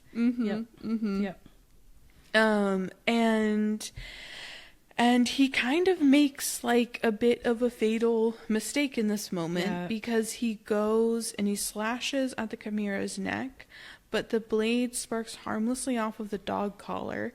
And as he's trying to regain his balance, and he's so focused on the fiery lion mouth, he forgets about the serpent tail until it whips around and sinks its fangs into his calf. And immediately his whole leg is on fire because he's just been fully poisoned by which means both ends are fire. Yes. Either way. Essentially. And he's trying to jab Riptide into the Chimera's mouth, but the serpent tail has now wrapped around his ankles and pulled him completely off balance, and to the point where his blade has now flown out of his hand and is spinning out of a hole in the arch and down toward the Mississippi River. That's rough. And it says I managed to get to my feet, but I knew I had lost. Which, like, wow, what a moment for, like, a little over halfway through the book. I know. To really experience our first fight. Like, it was touch and go with the Minotaur, and Sally didn't make it through, but, like, when he thought all was lost, Percy, like, found the Hail Mary. Like, we kind of talked in a couple episodes back about, like, Percy always finding the Hail Mary to, like, make it work. And this is a moment where his Hail Mary is basically just to save his own life. Like, it's not even to defeat the monster. It's literally just, and like, it's even a Echidna who, like, gives him the idea. And he's just like, please don't let me die. Like, that's the only Hail Mary that I have in this moment, because literal praying. There just isn't a way for him to fight out of this, because he literally can feel the poison racing up to his chest, and he remembers in this moment Chiron saying that Anna Klusmos would always return to him, but he has this very logical train of thought where he's like, there's no pen in my pocket. Did it fall too far? Does it only return when it's in pen form? Like, he doesn't actually know fully how it works, and that it will always return to him, you know, regardless. But he literally says, I didn't know, and I wasn't going to live long enough to figure out. I think this is a good example of, like, actually putting your characters through mortal peril. Because I think sometimes, like, you know, you read a book and you're like, well, the main character isn't going to die, right? But it still can feel exciting and scary when they're in a situation that is so perilous. And I think that adds, like, definitely tension and suspense, especially because we don't resolve it by the end of the chapter, which is great for, like, feeling like you want to read it on. Absolutely. But also, I think it's really nice for characters to have stumbling blocks of, like, experiences where they are out of their depth, or where they do find a challenge or face a challenge that they can't defeat or overcome, because it does, like, humanize them, and it makes you think, like, they're not always going to have the Hail Mary. Like, they might always try something, but, like, they don't have 100% plot armor where they can never get hurt or nothing bad can ever happen. So I think that happening to Sally at the beginning is an example of that, which is good, because he does have no experience at that point. So, like, if it all went fine without a hitch, that would not make sense. That would feel weird. But this definitely comes as, like, a really important moment of Percy, again, being totally outmatched and running into a situation where, if not for that river, he is dead. And I think a really good moment, like, in fantasy books, like, the lead character oftentimes has something, especially if there's magic involved, like, something very unique about them. Like, they have a magic that's never been seen before, have abilities and powers that are, like, kind of unmatched. And so oftentimes, like, the way that they can get out of a situation is by, like, without realizing I tapped into like this power, which we've seen Percy do, like, in the bathroom with Clarice, you know, with the toilets. And but what I also really appreciate about this moment is that it shows that, like, he has not had training in his powers as the son of Poseidon, and nor has he really had a ton of training fighting monsters. Like, it's all basically lived experience so far. And that it shows that, like, I think it shows that he is still a beginner at all of this. And so even though he is a child of the big three, and that means that he's much more powerful than other demigods, he doesn't just automatically have access to all of that power and the ability to utilize it, even when in this moment he needs it desperately. And I think it's smart to, like, put him so far above the ground for a moment like this, because, you know, he's not supposed to be so high. Like, maybe he shouldn't have done that in the first place. Annabeth and Grover definitely shouldn't have left him there. I think like, Percy shouldn't have told them to leave him there. But, you know, this high off the ground, even if he weren't enclosed in a little box at the top of a monument, is going to be a place where his powers are also going to probably be the least accessible and the least useful.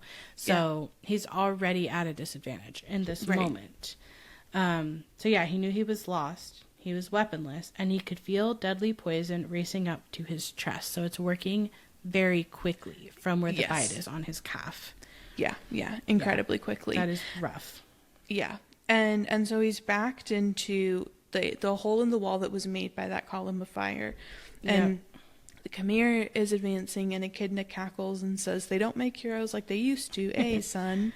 And the Chimera growls, and Percy notes, it seemed in no hurry to finish me off now that I was beaten. And he's looking at the park ranger and the family and the little boy, and he just says to himself, I have to protect these people.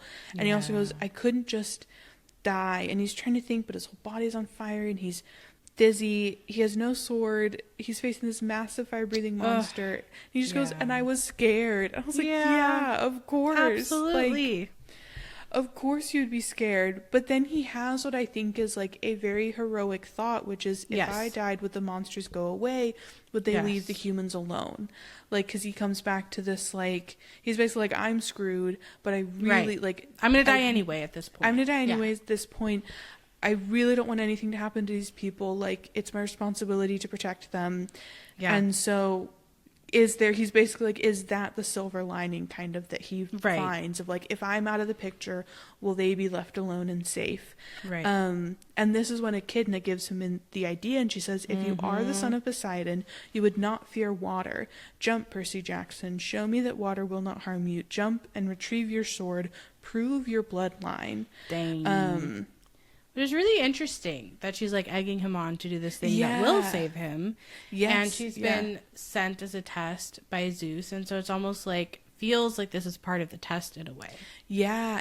It feels like it's both a test of Percy and Poseidon. It's like, Percy, where are you at as a hero right now? And Poseidon, what will you do to like protect your son, basically? Yeah. Like, will you help him? And and I don't know if without Poseidon's help, like, would Percy still, by hitting the water, start to heal and therefore kind of counteract? Right. But I do remember we do get a description of like the fall being cushioned, so I think that must be like Poseidon's. Yeah, like, I think like when we read the next chapter, I am curious to go back and like look at the specific wording of like how much of this is Percy's I can just say God-given talent. True. Yes. That is a factual statement. Yeah, that's a factual statement. Yeah. That's kind of fun. And how much of this is Poseidon taking a more active role in helping him? Right. So we can look out for that. Next chapter for sure.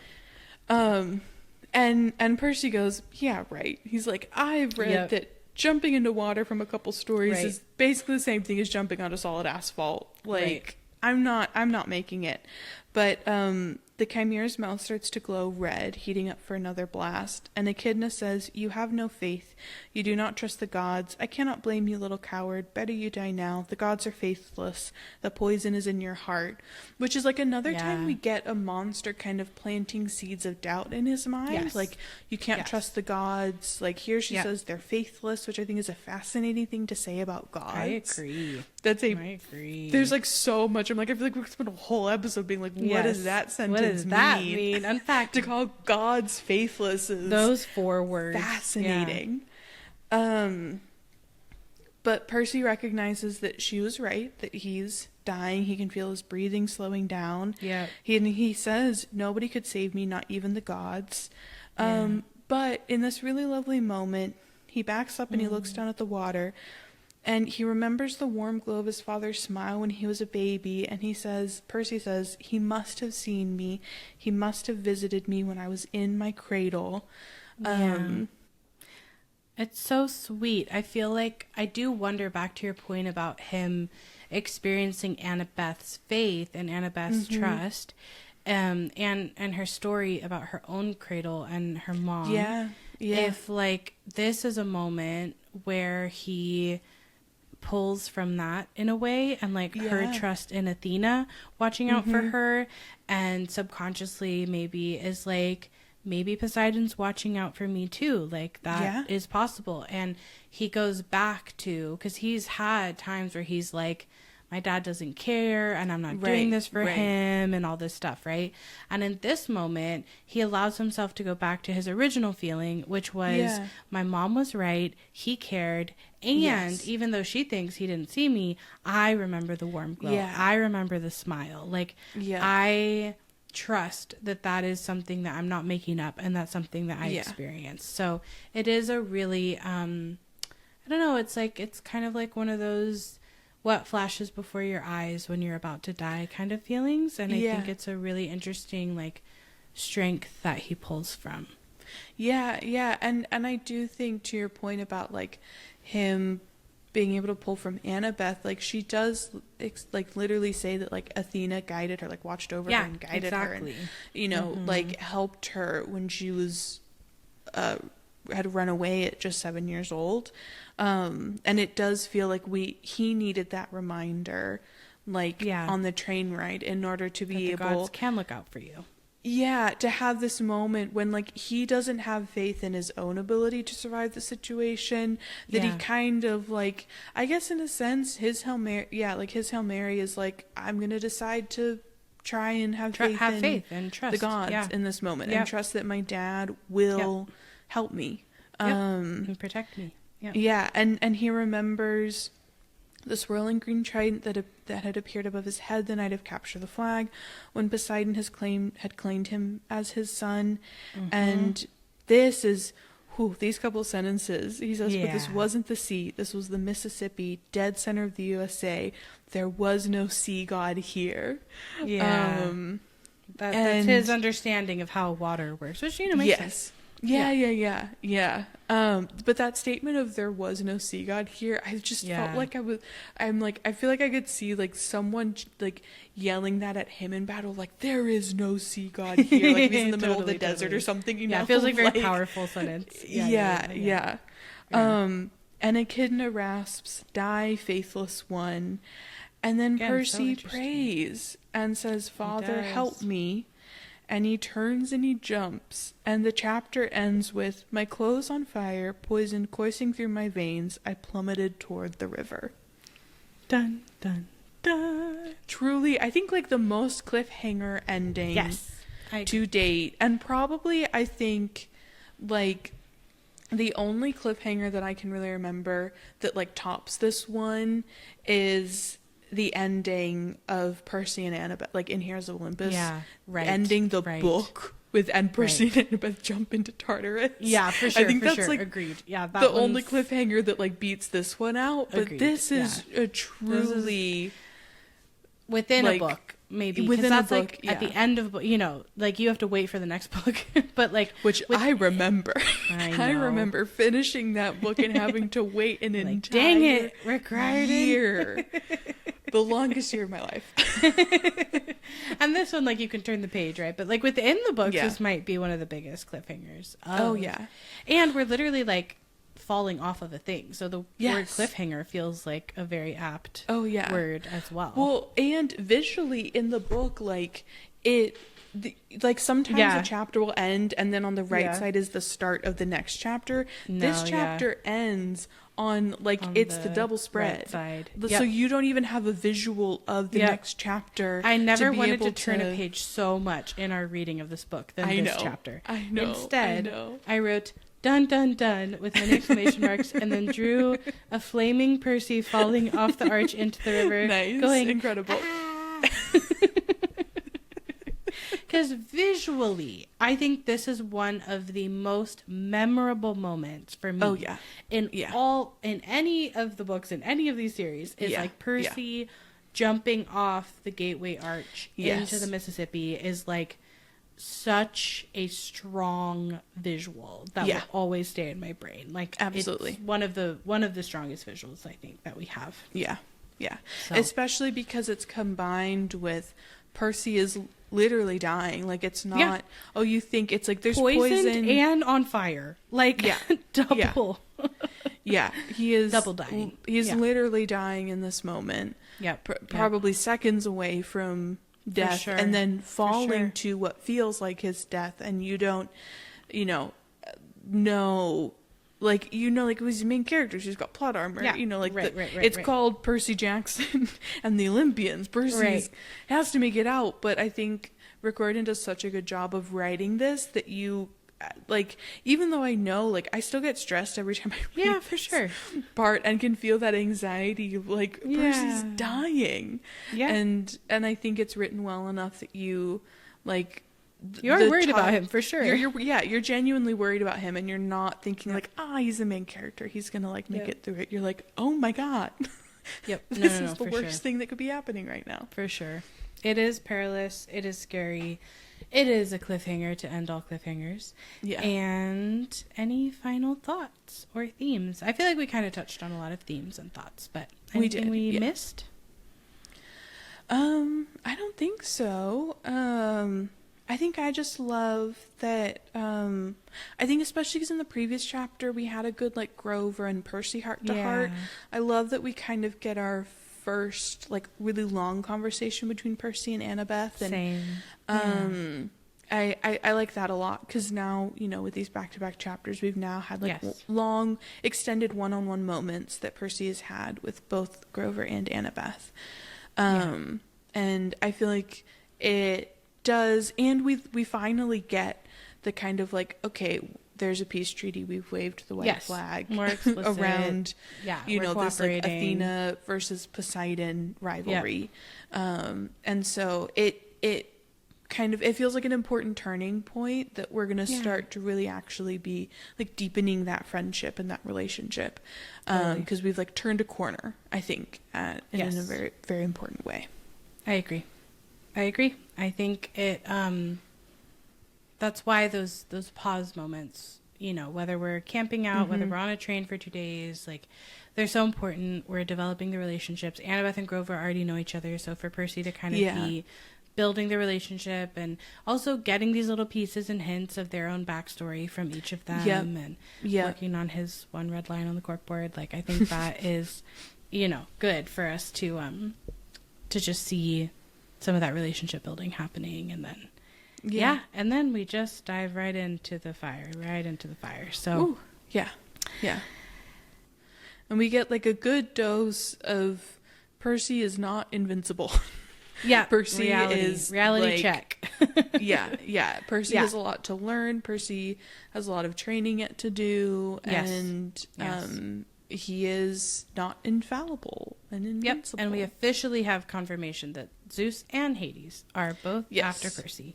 Yeah. So we're ending this chapter on a serious and you know, life-threatening note for Percy. Yep. How will he get out of this one? It feels like we're really watching like a cartoon now that we're waiting for next week's. Happen next week. What will happen next week when we dive in to chapter 14? I become a known fugitive. We'll see you then. Bye. Bye.